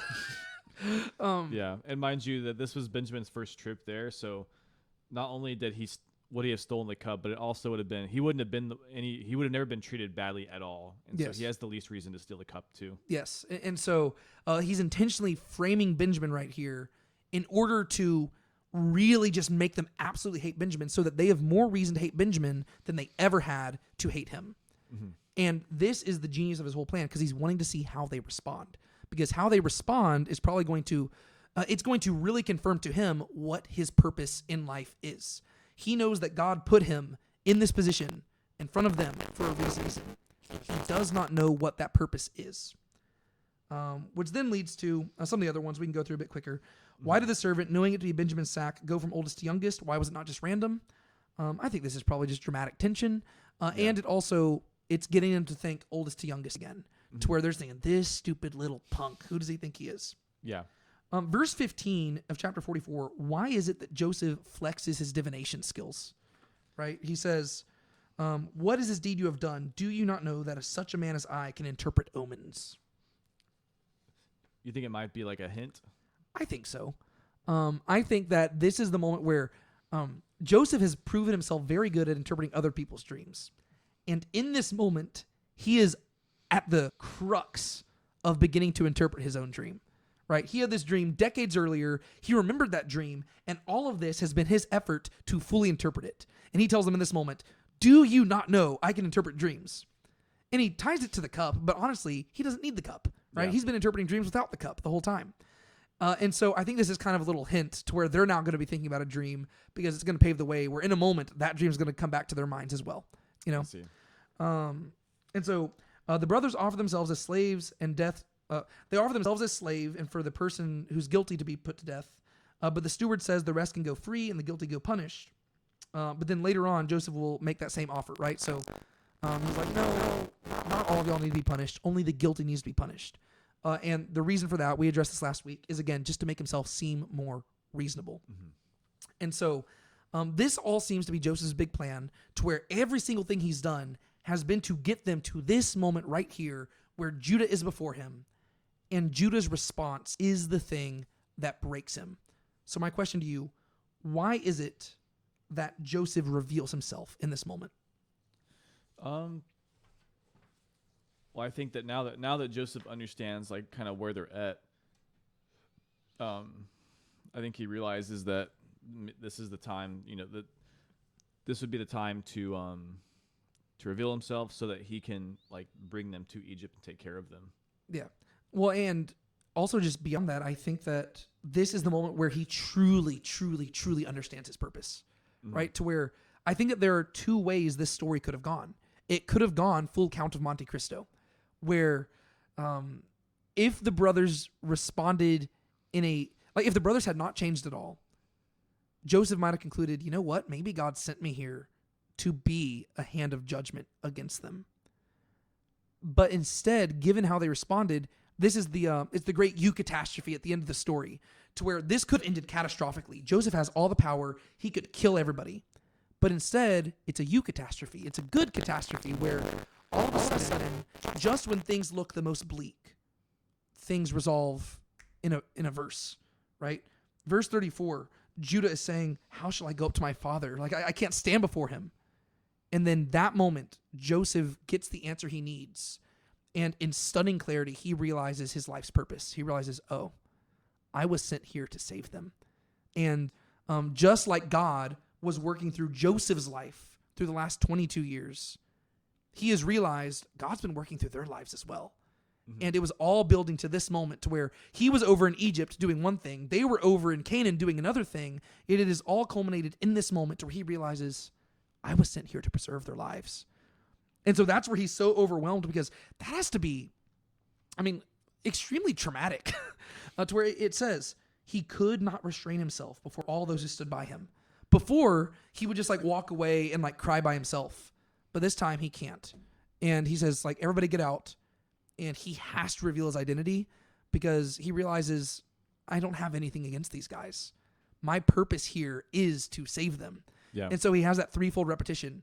God sent me. God sent me. God. It's almost like he's convincing himself. He's like, I get it now.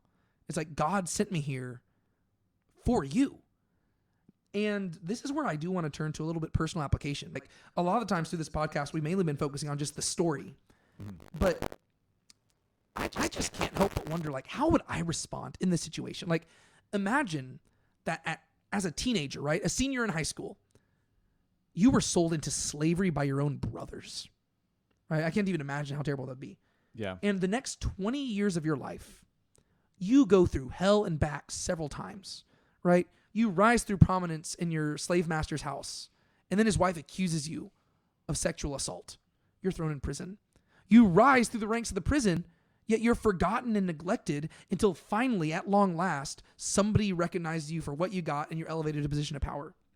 You finally think all that's been put behind you. Yeah. You've forgotten it. It's in the past. And then suddenly, one day, you're confronted by the reality that your life's purpose was actually to benefit and serve the people who had made your life miserable. How would you feel about that if that was like your life? Like if you realized that your last 20 years of hell had been like for the purpose of helping those who had put you through hell to begin with. It's funny. We just started going through Ezekiel. I almost feel like I would respond the same way Ezekiel seemed to respond in chapter, was it 3?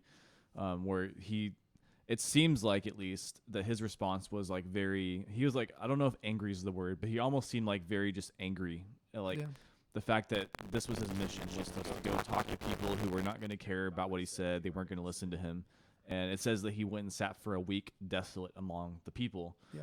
I almost feel like it'd be the same way. Like I would like to say differently, but I feel like it would almost feel like so unfair, and you'd just be like kind of asking yourself like, why? Like, couldn't have someone else done this or something? But like, I think there'd be a big temptation to like almost accuse God and be like angry. Yeah. Yeah, we live in a culture that it isn't uncommon nowadays to hear people just throw around phrases like, you got to do what's right for you. And you know what? If they treat you like that, they don't deserve they don't deserve your time or your love. And like, it's very much like a transactional relationship where it's like you give what you take and you take what you give. Like it's if you don't respect me, I don't respect you. Yeah. And I think that that's probably how a lot of culture has been. I mean, like in general, I think that's how humans are wired. But this story is really amazing because I would not respond like Joseph here. I'd probably be really frustrated to where even if my brother, like even if I realized this was my purpose, I would have a tough time like accepting it. And you know what? It's possible that Joseph did have a tough time accepting it, right? We don't know what went on behind the scenes whenever his brothers were gone for months and stuff like that. Like he might have been wrestling through it. We don't know. But I would have a tough time with this, right? Where you realize like, the very people who made your life terrible, it turns out that your whole life's purpose was to benefit them. Yeah. Like that's a hard reality to wrap your mind around. Like, because keep in mind, it's not like the dreams are what make the big difference, right? If he had never had the dreams, it would almost just be viewed as like, wow, this is a crazy coincidence. But the fact that he had those dreams when he was 17 years old, the same year that they sold him into slavery, that changes things because he knew like, it's like, oh, God allowed this.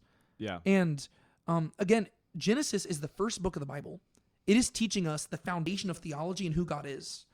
And this is telling us that this is what God can do, right? There are times where like we know that God is good, right? Genesis chapter 1, it establishes that his criteria for creation is goodness. His goal is to establish what is good. And when something is not good, he fixes it. It's not good for man to be alone. He gives man a helper, right? And so we know that this God, he is a good God, and he will not settle for things not being good. But we also see that this God is not beyond allowing people to suffer. Yeah. And allowing righteous people to suffer. And one question that people wrestle through all the time nowadays, and they've wrestled through for millennia, is the whole problem of evil, right? Like, why do good things happen to bad people? The Bible totally acknowledges that problem, but it does not seek to provide an answer other than the fact that God has answers that we just don't, right? Like, a lot of times, like, people are more like utilitarian, and they'll say, oh, well, maybe more good will come out of the bad. Well, I guess that is a possible answer, but Joseph, the good that Joseph is providing is not even for himself. The good that he's providing is for everybody else, and he's the one who went through hell. And so he went through hell so that everybody else could benefit. But then it's like, well, he's not going to get those years back. He's not going to get those 22 years of like his prime. Those are like the years of your like prime youth and stuff like that. He's not getting those back. And so I just think it's very interesting that in Genesis, we're getting this established that there's this good God, but he is not beyond allowing righteous people to suffer so that the wicked may prosper. But he has a plan through all of that to produce about redemption. And sure enough, Genesis 50 is going to culminate with Joseph telling his brothers explicitly, what you intended for evil, God intended for good. And so Joseph is going to explicitly spell that out. And I just find that very fascinating that's like, I don't know, it's very complex and it's hard for us to wrap our minds around, but I would argue that's what Jesus calls us to do, right? Yes. The Sermon on the Mount. he says, yeah, you've heard it said, love your enemies love your neighbor and hate your enemies. But I say to you, love your enemies, pray for those who persecute you. Those aren't just supposed to be like, nowadays as Christians, we kind of just like turn those into like, oh, God bless you, but I'm going to constantly, I'm just going to like withdraw myself. Or we'll say, oh yeah, well, I can love you from a distance and I don't need to talk to you. Like, but we're not going to be friends. We're very good at not taking Christ's commands seriously. Whereas Joseph shows us that what Christ says is pretty serious. Joseph realizes his entire life's purpose was to love his enemies and to serve them. Mm-hmm. Not saying that feels good. That's just what it is, right? The last 22 years of his life were set aside not to serve himself and benefit himself, but to serve the people who originally wanted to kill him, and the only reason they didn't kill him is because they wanted to benefit from selling him to slavery. Yeah. That's just interesting. Do you have any thoughts on that? Not really. Other than like what you said already. Okay. I think that's cool, and it also just paints a portrait of the gospel because, again, that's exactly what Christ is going to do, right? He's being nailed to the cross. Father, forgive them; they know not what they do. The difference between Joseph and Jesus is that Joseph, he was a victim of circumstances to where he did not go up it's not like he chose at 17 years old, oh, I'm going to go suffer so that my family might live. No, he's realizing that now. Whereas Jesus, the reason he was born of a virgin was because he chose to do this, and he chose to live a life to suffer and die for people who hated him. That's the big difference there, to where it takes all the good things about the Joseph story and it elevates it to where it's not a person who in hindsight realizes, oh, that was my purpose in life. It's a person who willfully takes on life to do that. Yeah. It makes the story all the richer, which is just really cool. I agree. And so this leads us to the back half of chapter 45, which we can go through a lot quicker. Basically, Joseph he comforts his brothers. He gives them a bunch of instructions. And then Pharaoh basically talks with Joseph and offers an invitation for the brothers to come and dwell with him in Egypt. Pharaoh never specifies where in Egypt, and that's going to come into play later on. He just says, let's give them the best of the land. And Joseph is specifically going to put them in Goshen, which will tie in a little bit later on. And so he gives the brothers instructions. And the main thing I want to highlight, if there's anything else you want to highlight in this section, let me know. But the main thing I want to highlight is the very end, verse 24, where it says, he sent his brothers away, and they departed, and he said to them, do not be stirred up on the journey. And the word there could literally be translated as like, do not quake on the journey or something like that. What do you make of that instruction that he gave to them? Yeah, I was a little curious what that meant. Is he saying like, do not like delay? I think it's actually just talking about like their relationship with one another. I think that the way they translate it as like to stir up is probably correct. I think it's talking about like how they relate to each other as they're making this return journey to Jacob. Kind of like maintain peace with each other. Yeah. Why do you think that he would need to command that? I think if you just consider what just happened, there's probably a big temptation to start like, how do I put this? A group of people that all feel different, like they all respond differently to like guilt, and like they're basically, they just got hit with this like massive truth bomb of like they basically everything that represents their guilt just stood in front of them and just forgave them. Yeah.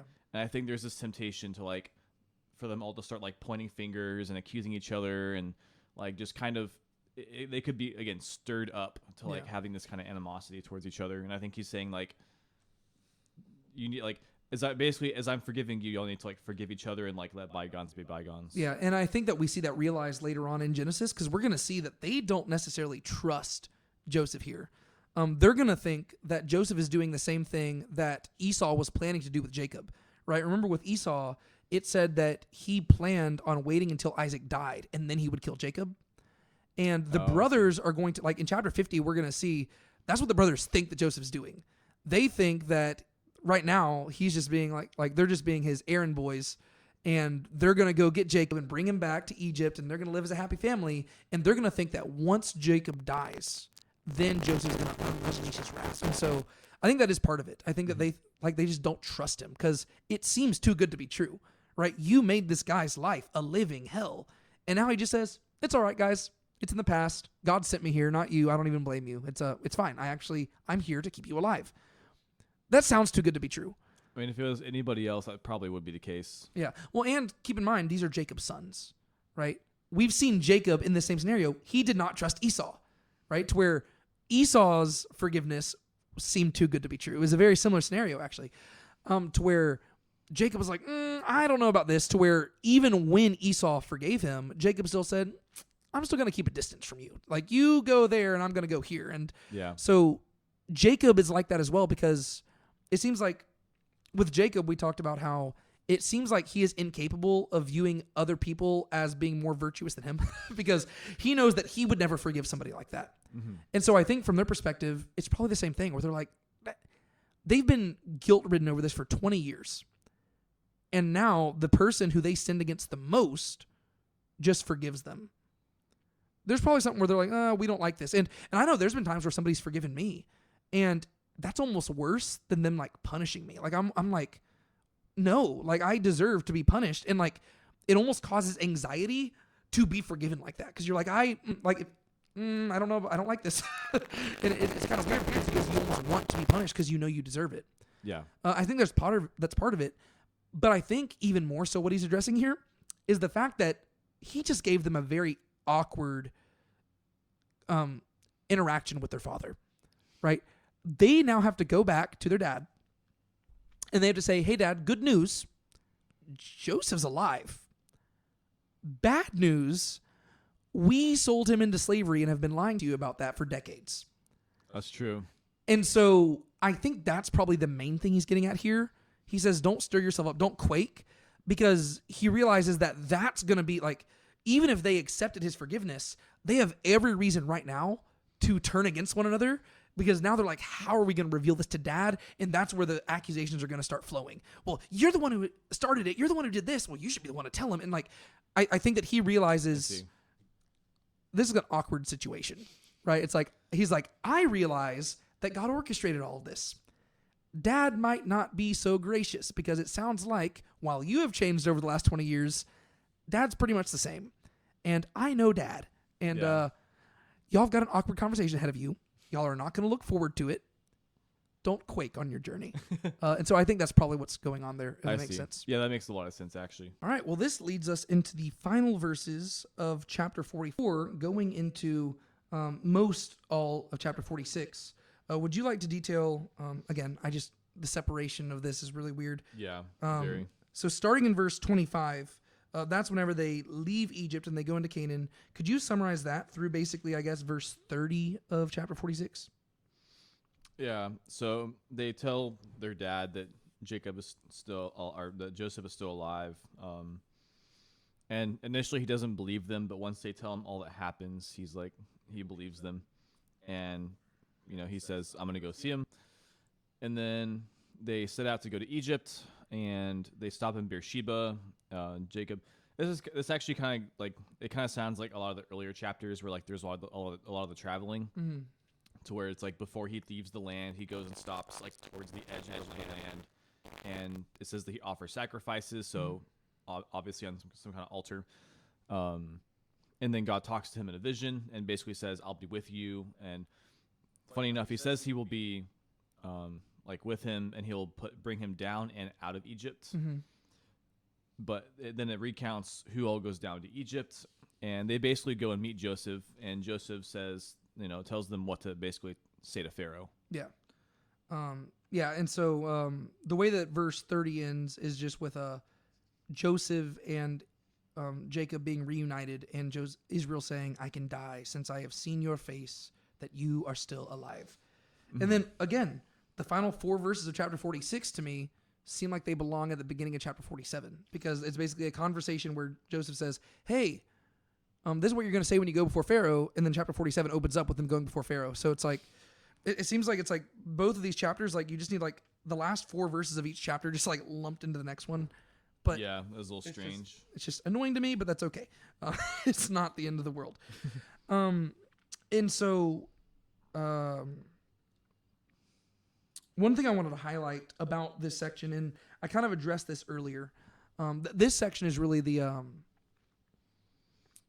this is where it begins with Jacob learning that Joseph's still alive, and it culminates with Jacob being reunited with Joseph. And so this is the section that I would call the resurrection of the beloved son.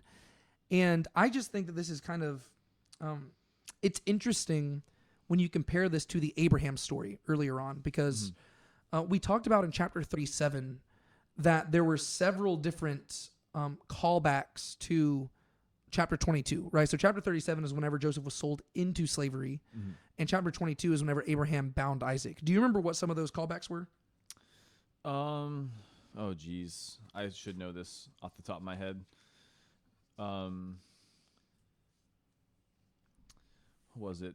Yeah, so there were several different ones that were like thematic, but there were 4 in particular that was like the language itself directly called back to chapter 22. Yeah, so first there was this like seeing from a distance, Yes. I believe. Yeah, so in chapter 22, Abraham saw the land of Moriah from a distance, and in chapter 37, the brothers saw Joseph coming from a distance, and that word only shows up in those 2 places.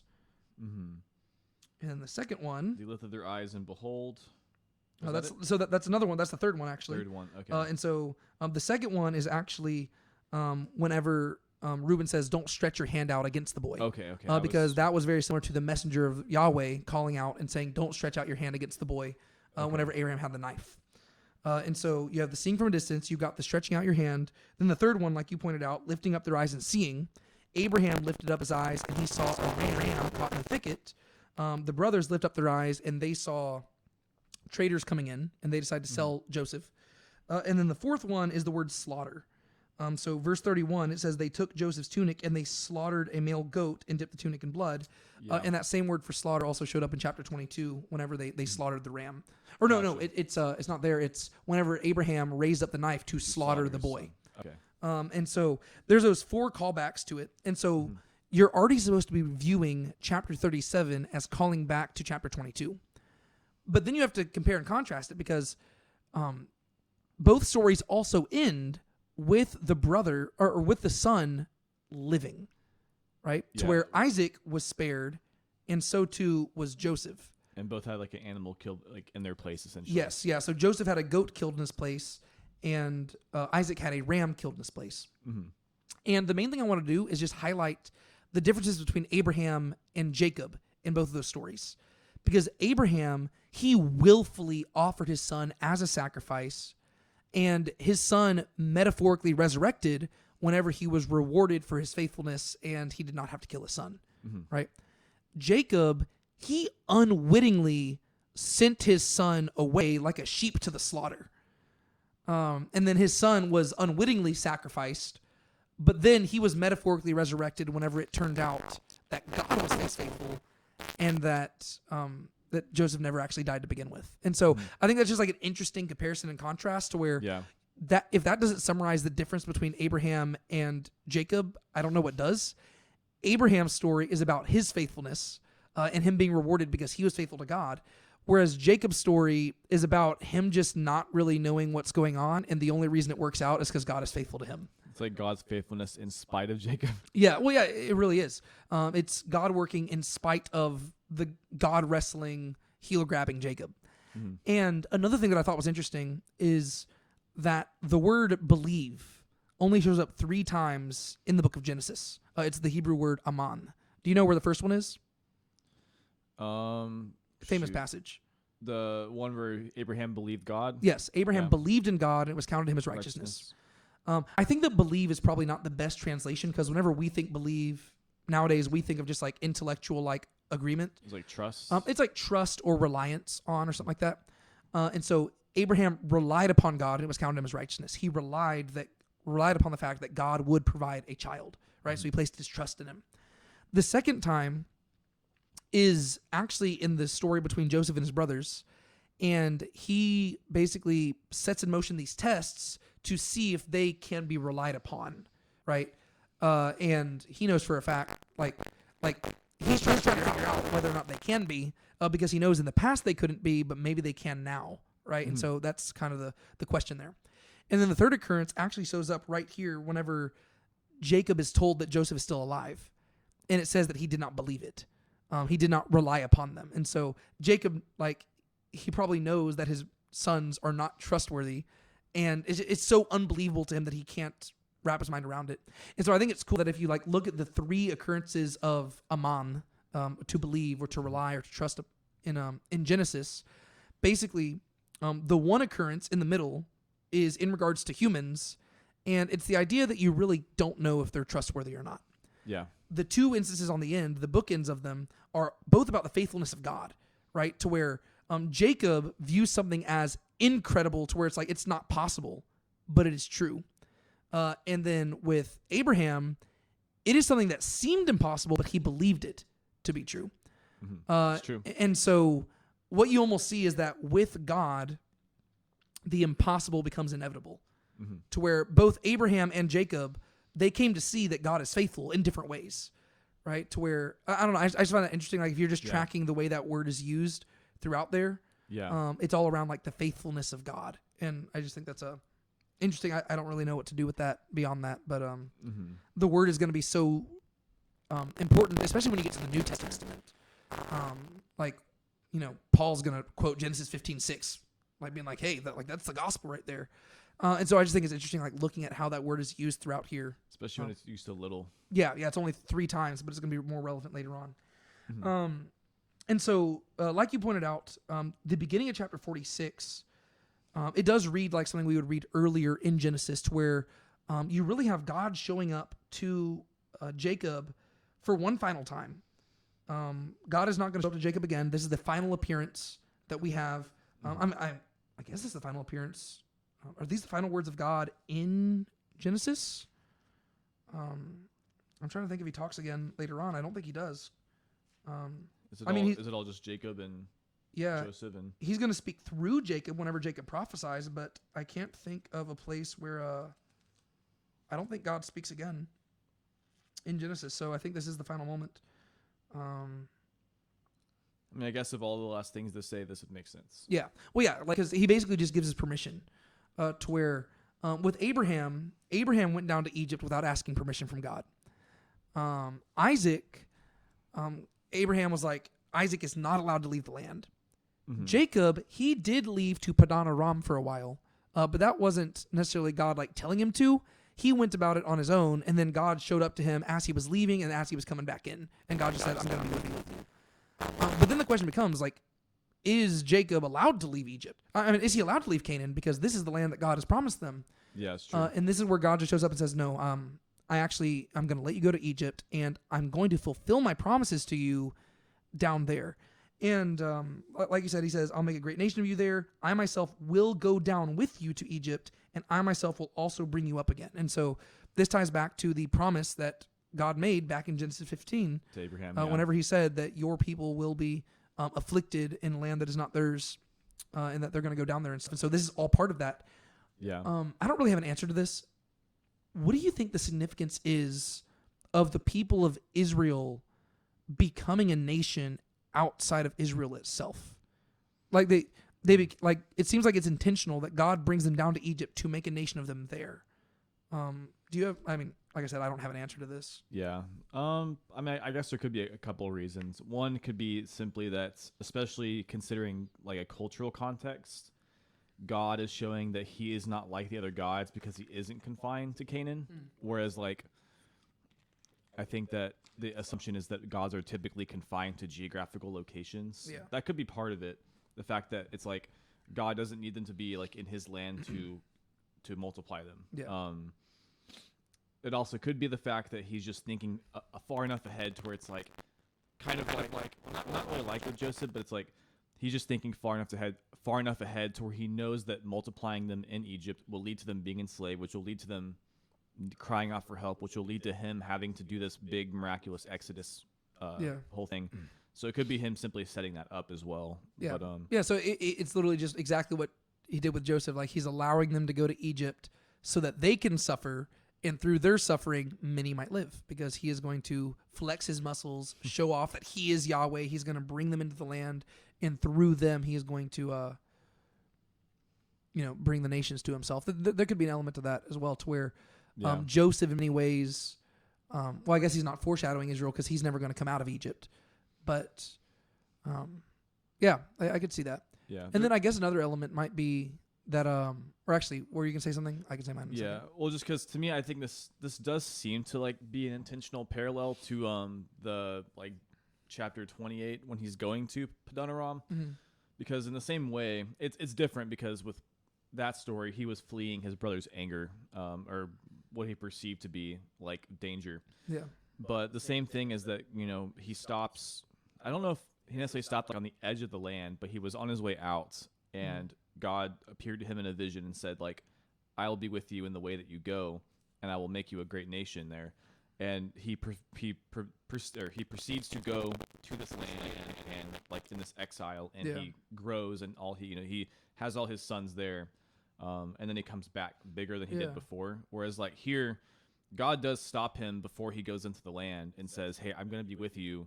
So he's going to go down into Egypt with him, and he says he's going to become a nation there. And there's like these sacrifices that are made. I guess the main difference is there isn't like a vision in the sense of like with Jacob's ladder. Yeah. Necessarily. Well, and the good thing is that Jacob doesn't respond with like a, if you do that, then you'll be my God. Like that's how he did it in chapter 28. I mean, that is interesting though. I hadn't considered the fact that, so the patriarchs are all of them except for Benjamin are born in Padan Aram, and then the nation becomes a nation in Egypt. And so none of the significant stuff is happening in Israel itself. I guess other than the births of like Isaac and Jacob, but that is kind of intriguing. Were you going to say something else? Was I? I don't know. I mean, this could be a stretch, but with that in mind, it could even be possible that this is like not a sandwich, but like if you compare this to like 28, it's like in chapter 28, you saw a similar situation, and you saw how Jacob's character was, whereas a lot's happened since then, almost 20 chapters, and now it's like it doesn't really show his response though. So I don't know if this would be like speaking on his like a character change. Yeah. Because it seems like he hasn't been changed a whole lot. Yeah. But I mean, maybe the assumption is that in between then, like I think we talked about this. I forget which chapter right now, but where God like became Jacob's God. Yeah. Well, yeah, it was. I think it was specifically whenever he went back to Bethel. Because then he called it El Bethel, God, the God of Bethel and stuff. And yeah. So that was the chapter where he officially says, "Okay, like you are my God now." But yeah, so Jacob, in many ways, a lot of his character doesn't seem to have changed that much, but he does seem to have become more faithful at the very least. I also find it intriguing that the announcement of Joseph being alive, is like the impetus for Jacob moving on 2 occasions. Right, to where Joseph's birth is what leads him to tell Laban, "Hey, I want to leave," and Laban still gets him to stay another 6 years. But that's ultimately like it's Joseph's birth that motivated him to leave to Canaan, and now it's the announcement of Joseph still being alive that leads him to move to Egypt. I think that's interesting. Yeah, that's true. I don't know what to do with that information, but it's just kind of cool. But another thing I was thinking while you were talking about the like why they're being like formed to a nation in Egypt, there could be an element of this where I was tying this to the idea of you saying that God is beyond just the bounds of Israel. It's just reminding us of like the grand scope of what Scripture's trying to accomplish. Is not only is God bigger than Israel, but the people of Israel are bigger than Israel, to where it's not just like, yes, God has plans for the people living in the land of Israel. And like we talked about throughout Genesis, he does care about that real estate, and there is something special about that land according to his promises. But if everything he did with them was only in that land, and they were all born in that land, and they grew into a nation of that land and stuff, it would be so confined to the land that you might be tempted to forget that his goal is for the Gentiles as well. Yeah, I can see that. Because even when you get to the New Testament, some of the Jewish people had seemingly already forgotten that, to where there was kind of this like snobbish attitude where it's like, oh no, we're better than everybody else. Whereas I think that there is kind of like an interesting thing that God is doing to where he's having the patriarchs born outside of the land, and the nation is going to be formed into a nation outside of the land. And yes, things are going to come to a climax in the land, but it doesn't revolve around the land itself. And the people are, they're more than just the land. Yeah. And I think that's interesting. It kind of builds to what we talk about a lot with like Exodus, to where in the same way, like Moses, realizes that it's not just about the promised land. It's about, the people and God being with the people. And here we see like God specifically says he's like, it doesn't just say that God will, like, he says that he will go down with them. The language is like of a person, like God person walking with them down to Egypt. It's not just like, I will be your God. It's like God is physically going with them to Egypt. Well, it's kind of like Ezekiel whenever you see the glory of God departing the temple and like going with them to exile. Yeah, exactly. And I think that like that's kind of like establishing that as early as Genesis, to where again, it's like almost as soon as we're talking, like as soon as we're getting promised this land, we're still being reminded, hey, don't forget, it's not really just about the land. Yeah. It's about, God being your God and you being his people. And it's like, and then we get that again when we get to Exodus, where his covenant is less about the land. It's more about, I will be your God and you'll be my people. Yeah. Yeah, that's interesting, because it's like whenever we talk about like how the church is the temple of God, you're getting the hints of that throughout the whole scripture, to where it was never just about the physical tabernacle or the physical temple or the ark or the Garden of Eden. No, it's about God's intention to dwell with man. Yeah. And he can do that wherever, right? He can go down to Egypt. He can dwell in the ark. He can be in the tabernacle. He can be in the temple. The main thing is that he wants to be with you, and not just you individually, but like you as a community. It's his people. There's something interesting to that, which I think that's kind of cool. Yeah. Anyways, there's something else I was going to say there, but that's always like the hard part whenever you're talking with somebody, because like you have stuff you want to say, but you also like you want to listen, and just like, I was listening. I got this good stuff, and I'm like, I'm going to go off that. But if it's important, I'll remember it later. Yeah. Anyways, we turn our attention now to verses 8 through 27, and this is one of those sections. It's like a census/genealogy, and this is a place where most people would be tempted to just skip it because it's boring. But for me, probably because I'm hand copying all of this stuff, I paid like way too much attention to it than I probably needed to. And I just have questions that I wanted to talk about here. We don't need to spend a long time on it, but there were some details about this genealogy that really threw me off. And I think I have most of the answers, but I don't have all of them. And so basically the way this genealogy is structured, it says, now these are the names of the sons of Israel, of Jacob and his sons, who were coming to Egypt. And then it goes through and it lists all of the descendants of Jacob at this time period. I'm assuming that these aren't all the people who went to Egypt. It's just specifically all the house of Jacob, because the household, yeah. I mean, whenever you look at Abraham, I know a lot of times whenever we think of like these biblical stories, we think of like just Abraham and Sarah dwelling in a tent by themselves. But I think of like Genesis 14, whenever Lot was captured, Abraham threw together like 300 guys and like went after them. Like, so you got to realize they're dwelling with like hundreds of people. Like they are a nomadic tribe, and this is simply like the head of the house, Yeah. So like they're chieftains of a tribe. And so I imagine when Jacob and them moved down, there are hundreds, if not thousands of people with them. But the main people we care about are the 70 in the house of Israel. That's what really matters here. And so we get a recap of all the descendants of Leah, all the descendants of Zilpah, all the descendants of Rachel, and all the descendants of Bilhah. And at the end of each section, it tells us how many there were. It tells us that from Leah, there were 33. From Zilpah, there were 16. From Rachel, there were 14. And from Bilhah, there were 7. And if you add all those numbers up, what do you get to? 70. 70, right? 33 plus 16 plus 14 plus 7 equals 70. If you're wanting to do fast math, 16 plus 14 is 30. 33 plus 7 is 40. 30 plus 40, 70, right? And that seems really nice and neat, because if you go to verse 27, it says, all the persons of the house of Jacob who came to Egypt were 70. So you might be tempted to think that simply by adding all those numbers up, you are arriving at all the people who went down to Egypt with Jacob. But you would be mistaken, because that is not how you actually arrive at the number 70. So let me begin to explain this. The issue with this is that when you actually read the text a little bit more closely, you realize that Dinah, Leah's daughter, is also included in this, which brings the number from 70 to 71. If you're like, and this is simply if you're counting all the names in this list apart from the matriarchs, right? So you don't include Leah, Zilpah, Rachel, and Bilhah in the count. If you're just counting the descendants, right? Now you're at 71 because you had to add Dinah in.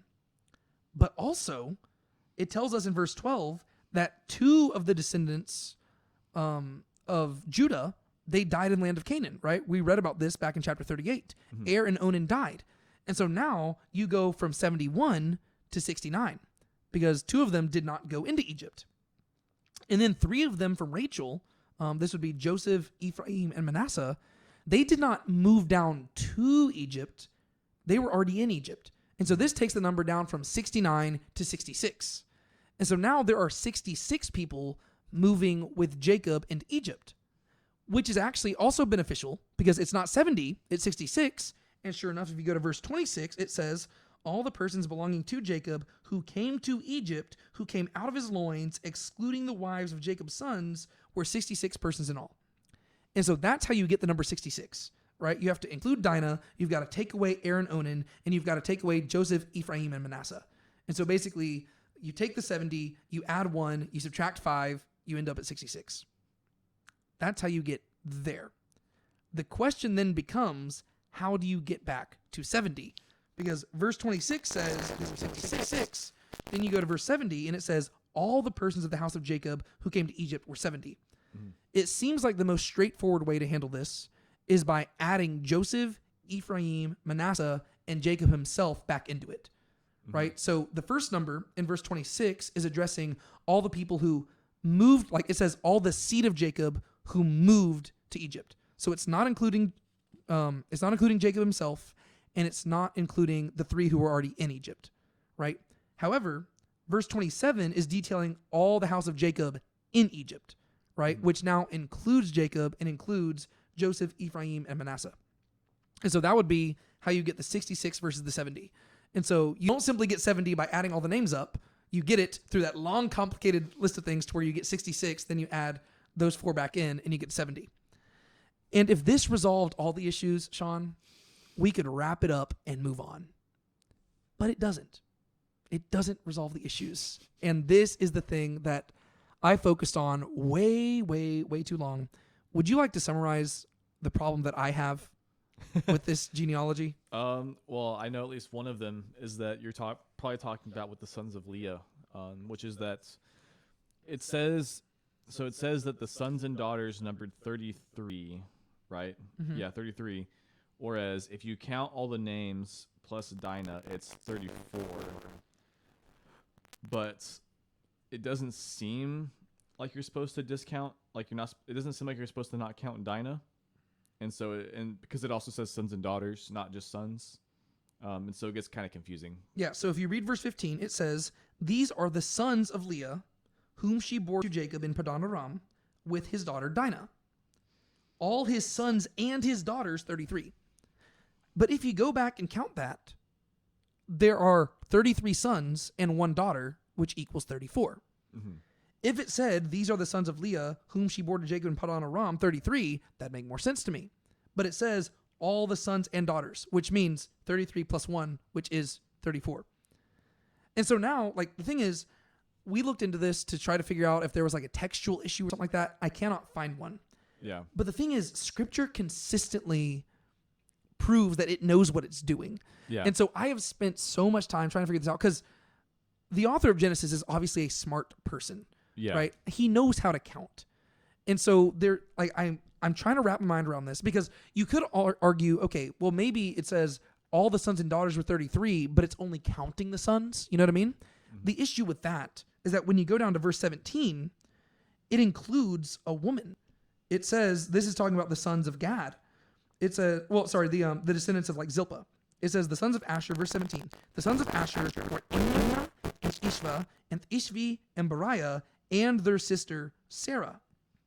And sure enough, whenever you get to the end of verse 18, it says that there were 16 people from Gad. And that includes sons and 1 daughter.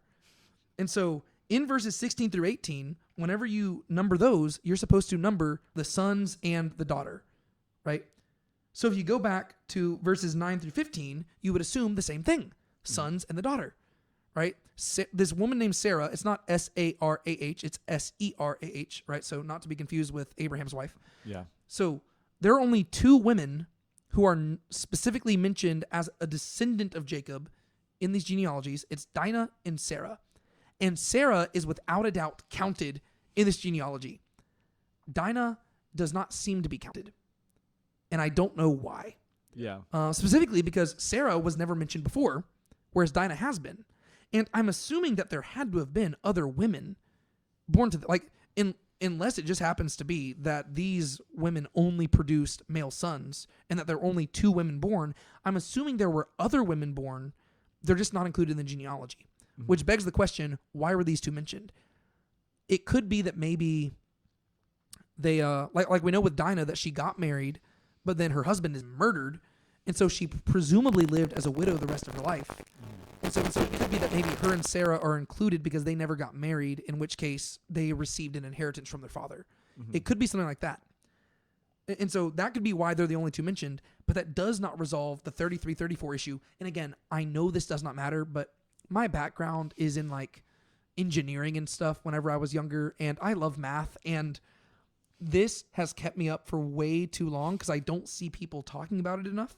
And it really doesn't need to be a big deal. But one theory that I kind of came to, and I don't know if it's correct, is that in verse 10, it does specify, so this is in the descendants of Leah thing, right? So this is the one that I mainly have an issue with, where if you count the names, it's 33, but if you include Dinah, it's 34, right? Well, in verse 10, it says, the sons of Simeon were Jemuel and Jamin and Ohad and Jachin and Sohar and Shaul, the son of a Canaanite woman. And I thought it was very interesting that it drew attention to the fact that Shaul was the son of a Canaanite woman, because it doesn't say anything else about all the other children. And we know that Judah's wife Tamar was Canaanite. And so I was wondering if maybe that's the way to reconcile it. Like, for some reason, since Shaul was the son of a Canaanite woman who maybe did not actually, I don't know, convert to the faith or something like that, maybe if we're not supposed to include Shaul, but we do include Dinah, I don't think that would be the correct answer, just because it doesn't make sense to me why they would include Shaul on there if you're not supposed to count him. Yeah, that's true. But that was like the only way that I could like find, like, just looking at the details in the genealogy itself, trying to figure out how do I get rid of somebody to get back to 33? Because I am committed to the fact that the author knows what he's doing. I think that he arrives at 33 for a reason, and I'm assuming he just doesn't count Dinah for some reason. I just don't know why. I just think it's a weird thing that Dinah is excluded there. But there might be evidence for it, because Dinah is not mentioned until after it says these are the sons of Leah, right? So she's not included in the genealogy proper. She's included right before the number is given, which could imply that she's just being excluded. I'm just not sure why, if that makes sense. Yeah. Do you have any thoughts on this? I went way too long on it. No, you're good. The only other thing I could think of is that it specifically says whom she bore to Jacob in Padan Aram, but a lot of the sons here aren't her sons; they're her son's sons. Yeah. And so I wasn't sure if that would matter as far as one of them was not born, because I don't think the sons would not have been old enough, right, in Padan Aram to have kids. No, because they'd have been so they were all born over the course of 7 years, basically. I said 14 years, I think, a few weeks ago, but I realized that Jacob worked for 7 years for Leah before, he married Leah and Rachel in the same year. Yeah. Right. And so basically all 11, or I guess 12 kids, including Dinah, all 12 of them were born over the course of 7 years. I was actually trying to do the math of that, because Leah had 4 back to back, which means those were a busy 4 years. And then it seems like most of the kids were probably born over the course of a 3-year time span, whenever they're just trading back and forth with the wives. But. Yeah, so they wouldn't have been old enough, so that I don't think that would necessarily be the reason. Though it is kind of interesting that it says the sons of Leah whom she bore to Jacob, because it didn't say the sons, the sons and grandsons of Leah. Yeah. But I don't know if that would be anything to go off of or not. Yeah.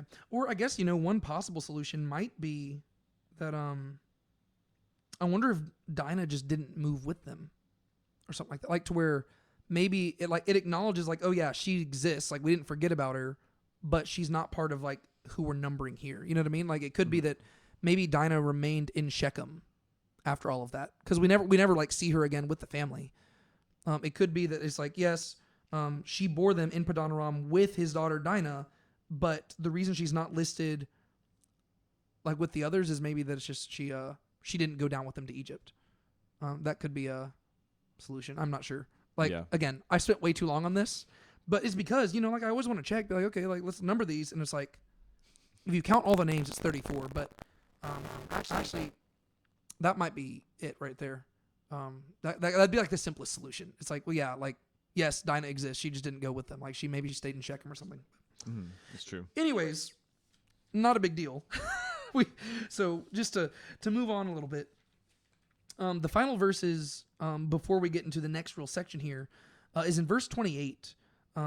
It says, "Now he sent," so this is Jacob, "he sent Judah before him to Joseph to point out the way before him to Goshen, and they came into the land of Goshen." I just thought it was interesting that Judah seems to be functioning as the de facto leader of the family at this point, to where he does not send Reuben, he does not send Simeon, he does not send Levi, he sends Judah.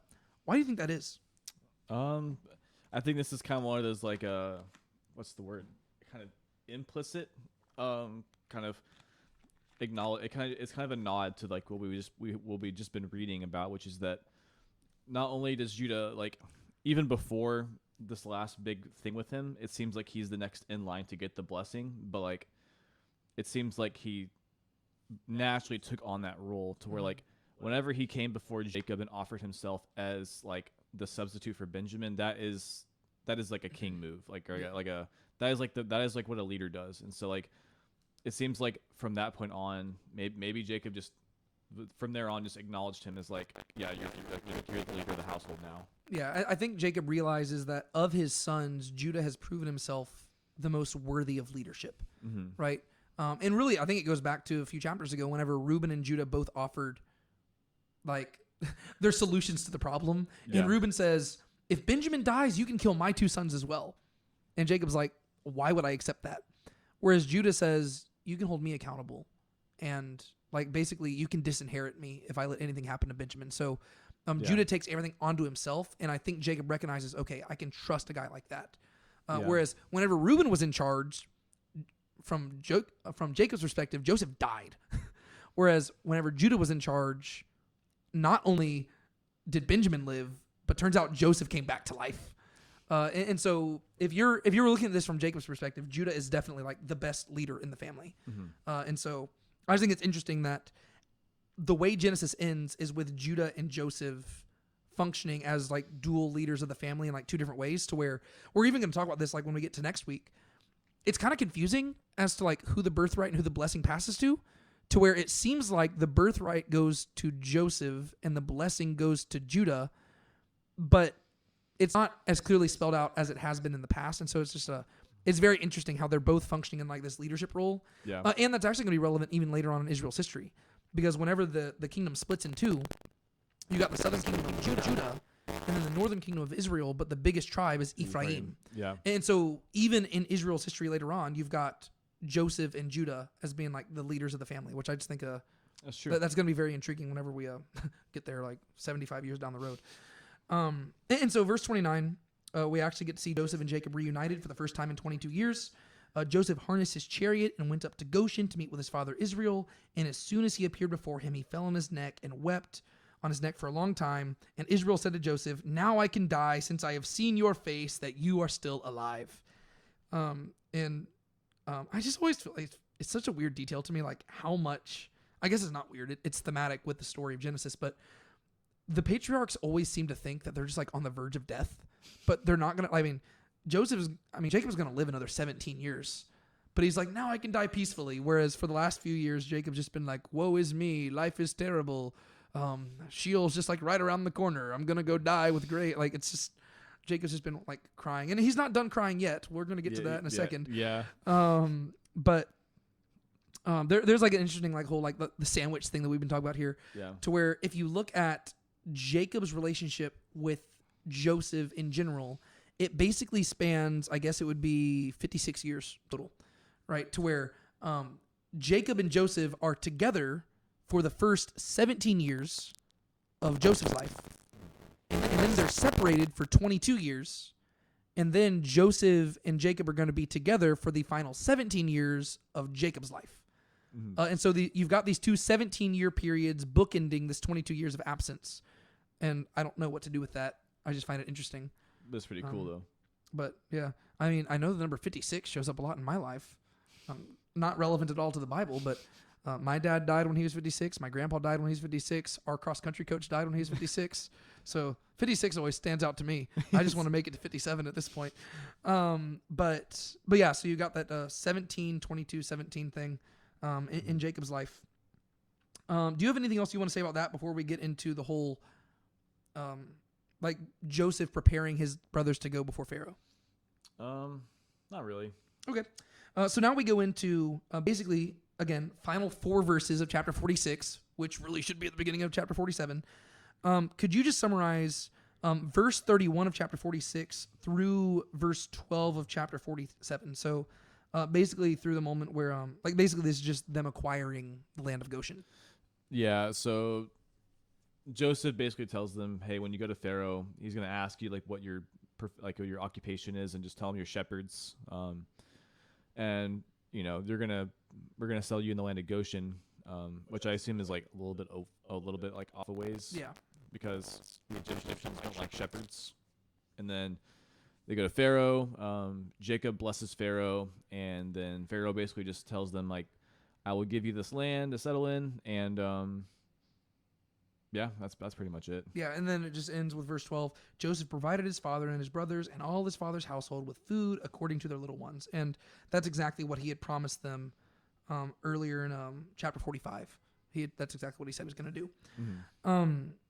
So this passage in particular, it really stuck out to me this time reading through it, to where I ended up reflecting on it a lot, specifically 46:31 through 47:4. Just because it seemed like there was a lot of buildup to this moment right here where Joseph literally pulls his brothers aside and he says, hey, so here's what's going to happen.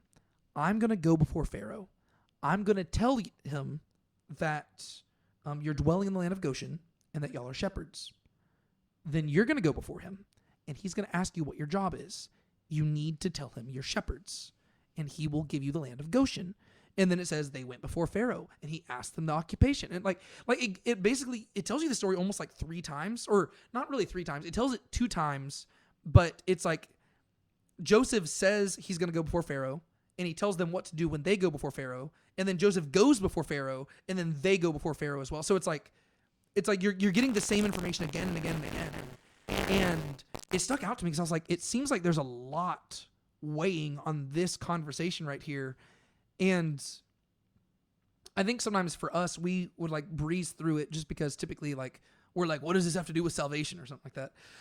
But to me, I'm like, okay, if the text is lingering on it, it's important. Yeah. And so I was trying to figure out, why is this significant?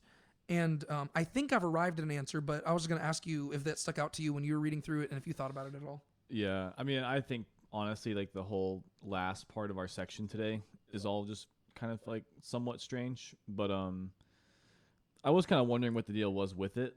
I mean, I would say probably the main thing that I would assume is that this is all behind all of this is still Joseph trying to preserve life. Mm-hmm. And so if he says that, every shepherd is an abomination to the Egyptians, then it sounds like them settling too far in the land of Egypt would probably not be it'd be disastrous for them. Yeah. Well, I think that's what it is. I think we're seeing Joseph's wisdom here. Mm-hmm. Because like I said earlier, Pharaoh's the one who extended the invitation. He said, oh, go get your family, bring them up here. We'll give them the best of the land. However, Joseph knows that the Egyptians aren't exactly fond of the type of people that his family are, right? They're shepherds. The Egyptians don't like shepherds that much. However, shepherding does need to be done. And so I think this is where Joseph is he's maneuvering things to be advantageous as possible for his family.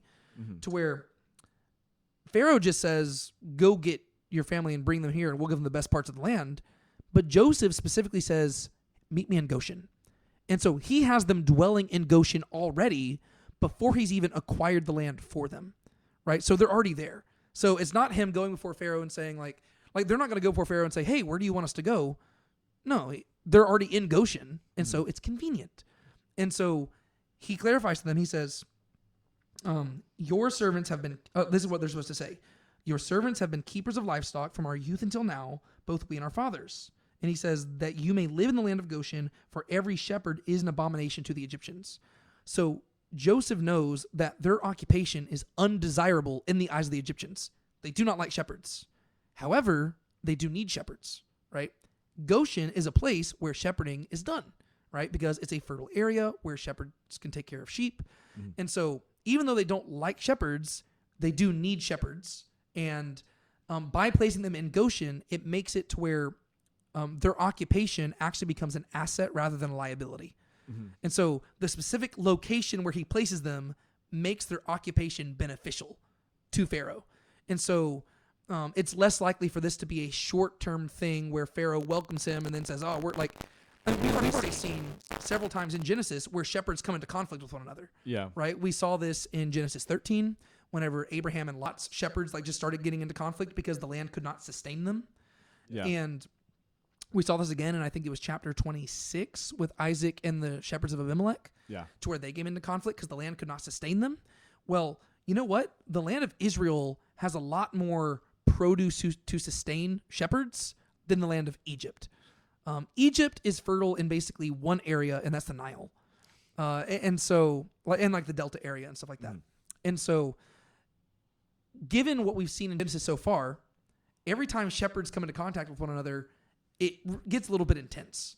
And so you could see this playing out in a way where Pharaoh, because of his fondness for Joseph, says, invite your family here. They can stay wherever they want. But then after a few years, he says, hey, your family's got to get out of here. We don't really like them, and they're an abomination to us. And so I think Joseph is just being very clever here, and he's like, okay, you're already in Goshen, and so it's not like you're asking him to give you, like, you're already there, right? It's convenient. Make sure you tell him you're a shepherd, because that means that he's not going to want you staying near him. And if you're already in Goshen, you're in a place where shepherding takes place. And so, like, I think he's just being smart, and he's trying to manipulate things in such a way to where Pharaoh can get what he wants and can show grace and favor to Joseph, while the family also now has a sustainable living space where they can keep up their regular way of living, and also be there long term, without people turning against them and like kicking them back out, if that makes sense. Yeah, that makes sense. And so I'm assuming that's what's going on there. I spent more time reflecting on that because it was weird to me that the passage like lingered on that for so much. And so that's what happens there. And then this leads to what is probably one of my favorite interactions in the book of Genesis, where I texted you about this over the week because I found it so funny. If this does not describe Jacob's character, I don't know what does. So this is after they have been given the land of Goshen. Verse 7, then Joseph brought his father Jacob and stood him before Pharaoh. And Jacob blessed Pharaoh. And Pharaoh said to Jacob, how many days are the days of the years of your life? And Jacob said to Pharaoh, the days of the years of my sojourning are 130. Few and evil have been the days of the years of my life, and they have not attained to the days of the years that my fathers lived during the days of their sojourning. And Jacob blessed Pharaoh and went out from the presence of Pharaoh. I find that interaction so funny. It's bookended by blessing, right? Yeah. Jacob blesses Pharaoh. Jacob blesses Pharaoh.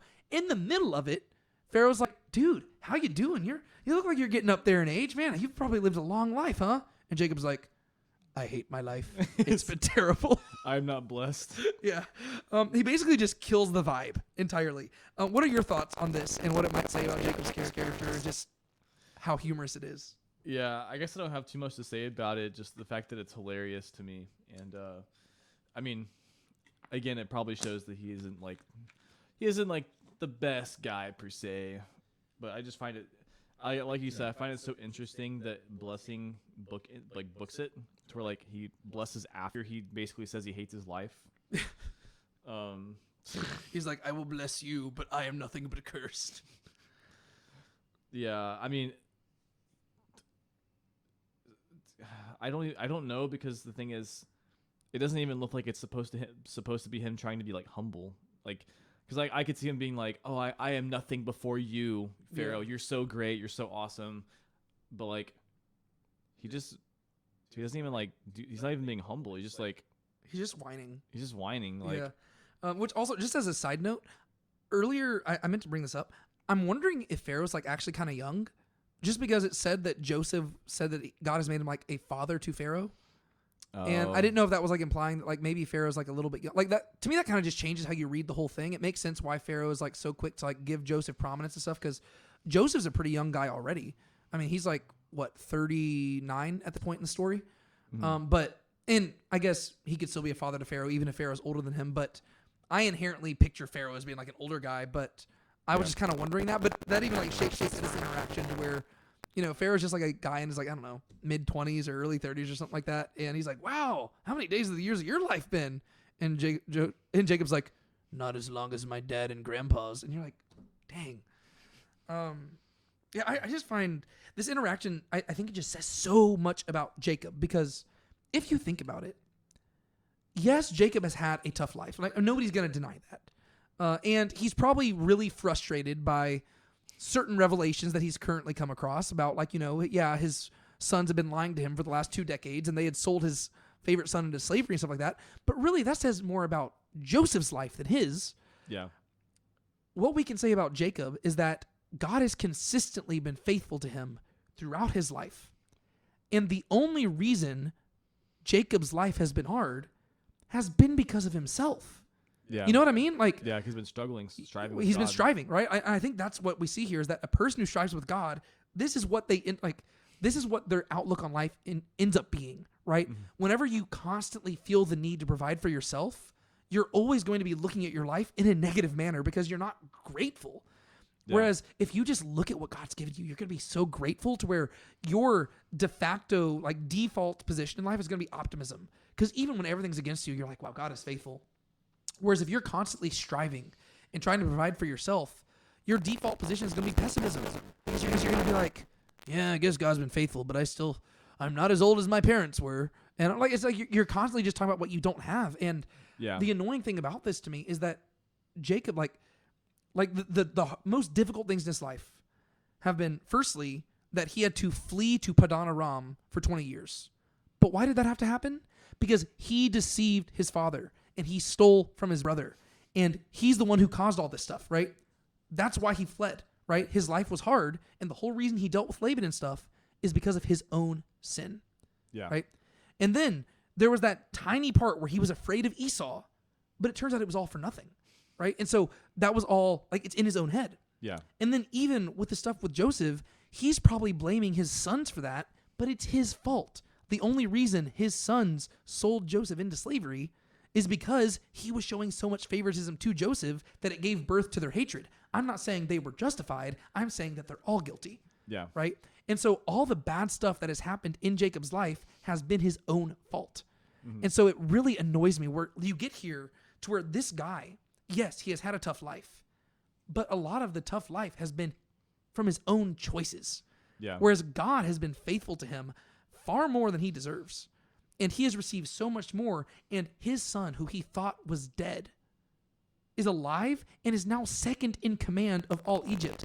And Jacob is standing before Pharaoh, and he is alive. And rather than dying in a famine, he is now being welcomed, and his family is being given land and jobs and all these things in Egypt. Yet when he stands here, all he can do is complain about how tough his life has been. And like, it just annoys me because I'm like, but I think we're all guilty of that to a degree, right? I mean, yeah, for sure. It's easy to look at Jacob and be like, oh yeah, well, Jacob, if you condense your entire life, like if you condense 130 years of life down to like 20 chapters of a book, but not even of a modern book, 20 chapters of this, where it's like 20 pages basically. If you condense 130 years of life to 20 pages, all I see is God's faithfulness and your stupidity. Whereas in our own lives, we're guilty of the same thing so often because we're not condensing our entire life down to 20 pages. Yeah. We're living every single life moment by moment, and we're so quick to overlook God's faithfulness and underplay our own stupidity. And so I really think that it's very easy to look at Jacob here and be like, dude, come on. You're totally killing the vibe. But I think we're guilty of that as well, to where we just, I don't know, even in my own life, I find myself complaining more than I probably should.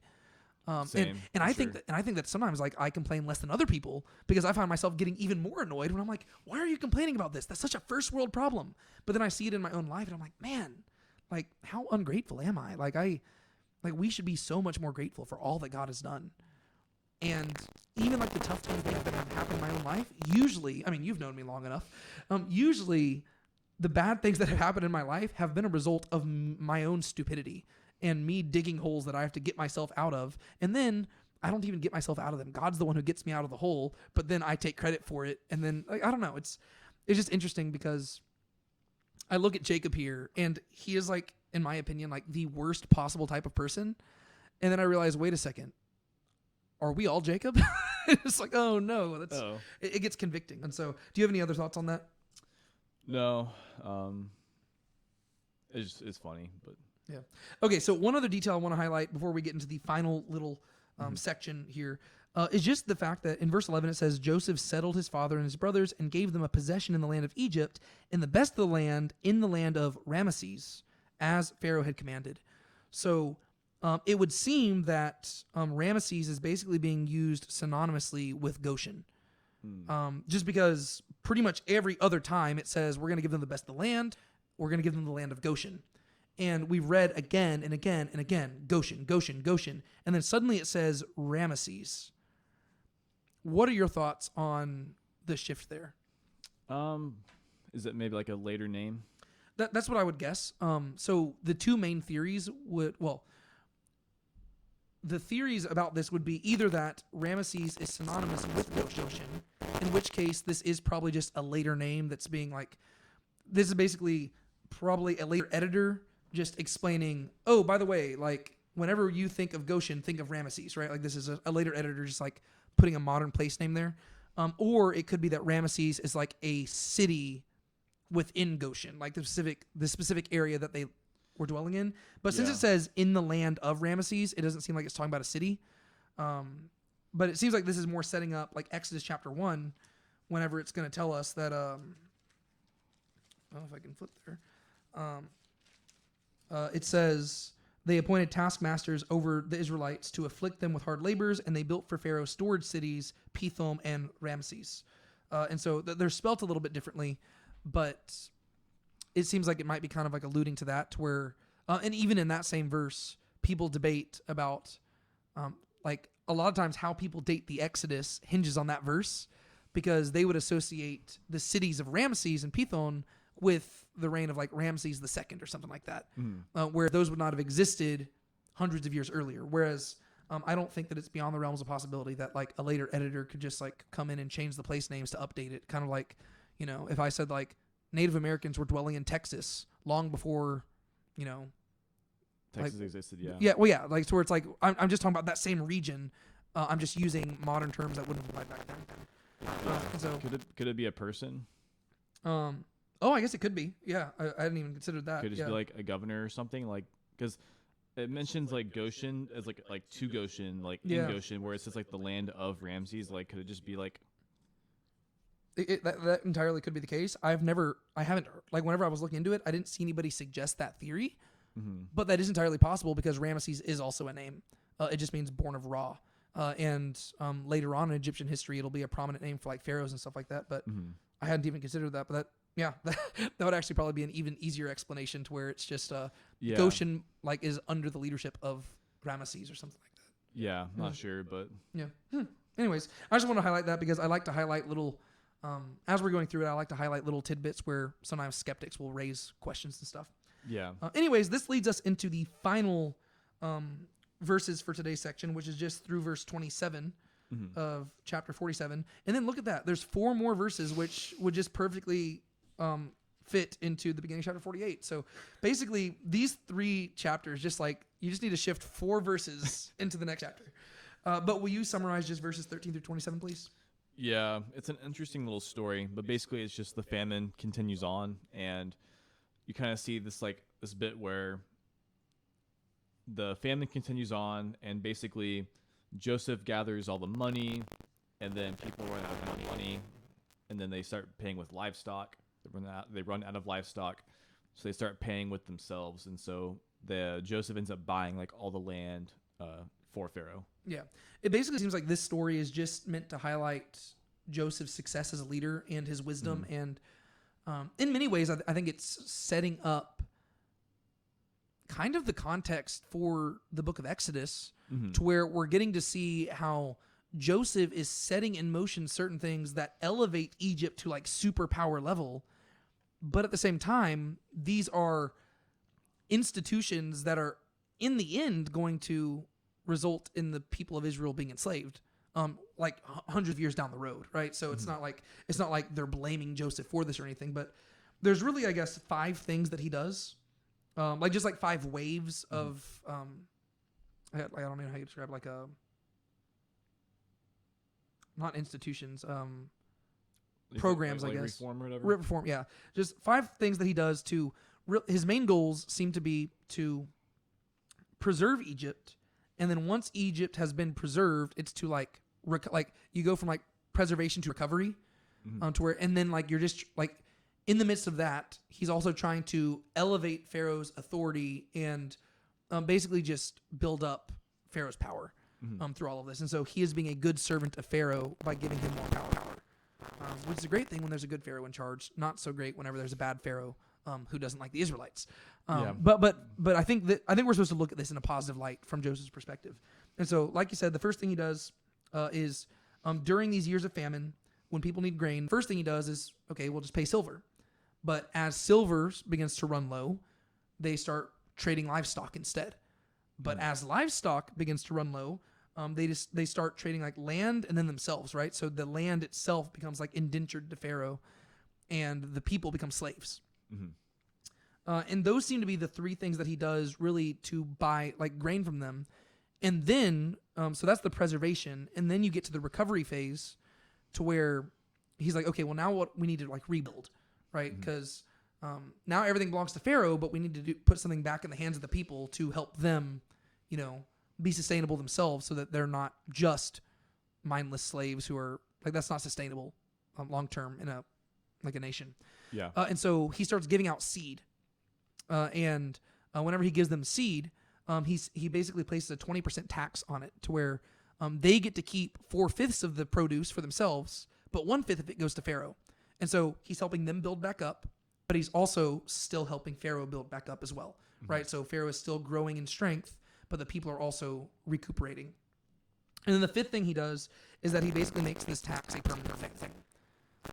To where just going forward, he makes it a statute that this 20% tax will be an ongoing thing going on in the land of Egypt. And so basically this is just all of Joseph's reform movements to make Egypt as strong and as powerful, even in the midst of hardship. And he does a really good job. And then you do get some details in here, which I don't know about you, but to me, the little details, it almost seemed like the only reason they were shared were to foreshadow things we're going to see in the Torah itself, specifically in regard to like the priests and land. Did that stuff stick out to you? Yeah, actually that did. You're talking about like specifically with the priests having like their allotment of land and stuff. Yeah, so verse like 22, it says, "Only the land of the priests he did not buy, for the priests had an allotment from Pharaoh, and they ate off the allotment which Pharaoh gave them. Therefore they did not sell their land." Like technically that detail doesn't need to be in there, right? Because it's not like every single person reading Genesis is just extremely interested in like the socio-political religious climate of Egypt. It's not the main point of the story of Torah. But it does layer that detail in there, which to me, I think it's like setting up what we're going to see with the priests and stuff in Torah later on with like Levitical priests. Yeah, it did make me think of that for sure, between like I guess the difference being that the priests didn't have their own allotted land in Israel. They just had they didn't have their own land, but they did have like their own allotted like share of like basically like a tithe. Yeah, well, and they got cities, right? So instead of the priests dwelling in one area of the land, like they're going to have cities throughout all of the territories. And so I did kind of write like just like a little parallel here to where I think that some of the stuff we see here is just paving the way for things that are going to be familiar. Like it's making it so that whenever we get to some of the commands in Torah, it will feel familiar to where you're like, oh, okay. Like you can see how even some of the stuff that was going on in Egypt is now going on in Israel, to where it's not like whenever God, like he's making them a holy nation, he's not saying we're rejecting everything that you've ever seen ever. It's like, well, no, he's picking and choosing certain things, but he's making them better. Yeah. Right. So with Egypt, we see that by the end of the story, Pharaoh is the one who owns the land. With the Israelites, as we're going to see in Leviticus, Yahweh is the one who's going to own the land. In Egypt, the priests, they receive provisions from Pharaoh himself, whereas the priests in the land of Israel are going to receive provisions from the people, right? They're going to be giving like the tithes and stuff like that directly to the priests. But that is also God providing for them as well, right? So it's kind of like they're both like the priest is really the mediator, to where God is providing for them and the people are providing to them. Does that make sense? I see. Yeah. In Egypt, the people ultimately become Pharaoh's slaves because he purchases them. And the book of Exodus is going to be detailing how God purchased and redeemed Israel from slavery unto himself. So they're going to be his slaves and his servants going forward. And then in Egypt, 1/5 of everything is going to belong to Pharaoh, whereas in Israel, it's going to be 1/10, right? It's going to be the tithe is given to the Lord. When you do the math, it's going to end up being, I think, almost like I think it's 20 and a third or something. I think there's like 2 main tithes and then a tithe every 3 years or something like that. But the idea is like when you get to Malachi, God says the tithe belongs to him. And so whenever you're looking at those side by side, the main thing that should stick out to you if you're an Israelite is that God is functioning in the place of Pharaoh, right? To where the priests, they answer to Pharaoh. The land, it belongs to Pharaoh. But for the Israelites, the priests answer to God and the land belongs to God.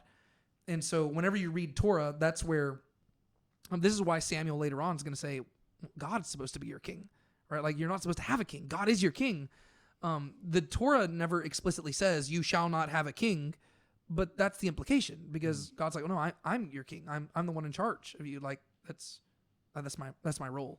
Yeah. And so whenever you're just reading stuff like that, it's kind of just like filling in the gaps to where that's why Samuel will later communicate that. That makes sense. Yeah. One thing that stuck out to me here, I really only have like 2 verses I want to comment on. The way that the Egyptians respond to becoming slaves. Whenever we look at this, we think, oh my gosh, Joseph is enslaving these people. Whereas these people don't seem to have a negative view of it. They say, you have kept us alive. Let us find favor in the sight of my Lord, and we will be Pharaoh's slaves. And so they actually seem eager and grateful to be slaves because the alternative is death. And so their gratitude for Joseph's provision actually motivates them to be grateful to be his slaves. And I think that that's kind of how our relationship with God is supposed to be, right? If we're grateful for all that he has done, it's a joy to serve him because we know that he's a good master. The only reason you should begrudge slavery is if your master is a wicked and terrible master. But if he's a good master like God or like Joseph, you're like, well, yeah, like I would lovingly serve you and be your possession. But as if you're providing for me like that, like, of course, like you deserve everything. I just think that's kind of cool. Do you have any thoughts on that particular response? Yeah, I guess so. Cause we kind of talked about this earlier, but I think that something that I could see some people complaining about is, why wouldn't he just give them the grain for free? And I think that it's important to keep in mind that things need to have things are supposed to have a cost. And I think this is something that we kind of read throughout Scripture, which is that all things do have a cost, and so it wouldn't really be right for him to give out the stuff for free. I think that that's more of a cultural thing we have nowadays, is that we feel entitled for governments to give us stuff for free and not have to work for it. But that's just not really how the real world works. And I think that these people understand that. That's why they're willing to give, their livestock and then their land and eventually themselves to survive, is because they know there's a cost to it. Yeah, the concept of just totally free handouts works short term, but not long term. Because long term, what it ends up doing is it creates a bunch of people who are doing all the work and a bunch of other people who are doing no work, but they feel entitled to receiving everything.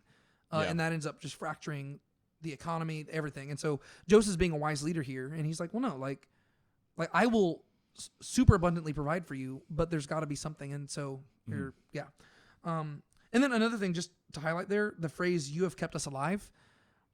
We get to see how, yes, God sent Joseph to Egypt to preserve the life of Israel, but there's also hope for the nations as well, right? To where all these people are looking to Joseph to have their life preserved, not just Israel. He's preserving everybody, and that kind of foreshadows where the whole story of Scripture is heading. It's not just the people of Israel; it's also beyond that as well. but they all have to look to the same person if they want to find life. Yeah, that's very true.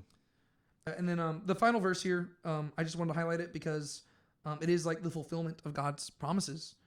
Now Israel lived in the land of Egypt and Goshen, and they took possession of property in it and were fruitful and became very numerous. And in many ways, that final verse there kind of, it seems like it brings the conflict of Genesis to a close, right? To where all the things God promised, they're coming to pass. They are living in Egypt. They're becoming numerous. And whenever we pick up in verse 28 next week through the end of Genesis, it really is just wrapping stuff up to set things up for Exodus. Yeah, because as far as the immediate conflicts of Genesis were done, basically the next question is, okay, so what about what's going to happen in Egypt? And so that would bring us into to Exodus. Yeah, and so like we've seen the phrase "be fruitful and multiply" throughout Scripture, right? Specifically in creation, after the flood, and then whenever God shows up to Abraham, Isaac, and Jacob, he says, "I'm going to make you fruitful. I'm going to multiply you." And so now it's happening. So what God purposed through creation is now beginning to take place in Israel, with the people of Israel in the land of Egypt. But the question still becomes, okay, but that wasn't the whole goal, right? Whenever you go back to the beginning of Genesis, it wasn't simply that everybody be fruitful and multiply. That was part of it, but it's for them to have dominion over all the earth. And it is for things to be good and for God and man to dwell together. And so we're arriving at a partial solution, but not the full solution. And so over the course of the next several chapters, we're going to have just things being tied up. And we're going to say, okay, well, we have seen a temporary resolution to the story. People are being fruitful. They're multiplying. Israel's together. There's peace, but they're not dwelling in the land. And sure, we've got Judah and Joseph functioning as really good leaders here, but they're not the seed crushing the serpent. Yeah. And so there's still things we're going to need, which is going to pave the way for the rest of the books. But yeah, so that brings this section to an end. Do you have anything you want to share before we wrap this episode up? Actually, I think I'm good. All right, cool. Well, yeah, I really enjoyed this section. I think this section and the last section are my favorite moments in the book of Genesis, just because of how much good stuff there is, and it makes me sad to be done with the Joseph story because it really is one of my favorites in the entire book of in all the books of the Bible. But yeah, but it'll be nice to go through the rest of the Torah in such detail. Oh yeah, no, I'm actually really pumped to go through a lot of the stuff, like just because there's certain things that I think we tend to hyperfixate on, and there's things that we tend to overlook, and I'm looking forward to diving deep into the stuff we typically overlook. Yeah, because as good as Genesis is of the first five books, or of the five books of Torah, it's definitely the one that we talk about the most as Christians. For sure. So it'll be good, and we'll be talking about the end of Genesis next week. But until then, my name is David Tate, and I'm Sean Powell, and this has been Talking Through the Text. See y'all later. Thanks for listening to Talking Through the Text. If you enjoyed this episode and want more like it, be sure to subscribe and share it with someone who might enjoy it too. Stay tuned for more episodes coming your way. Until next time, keep talking through the text.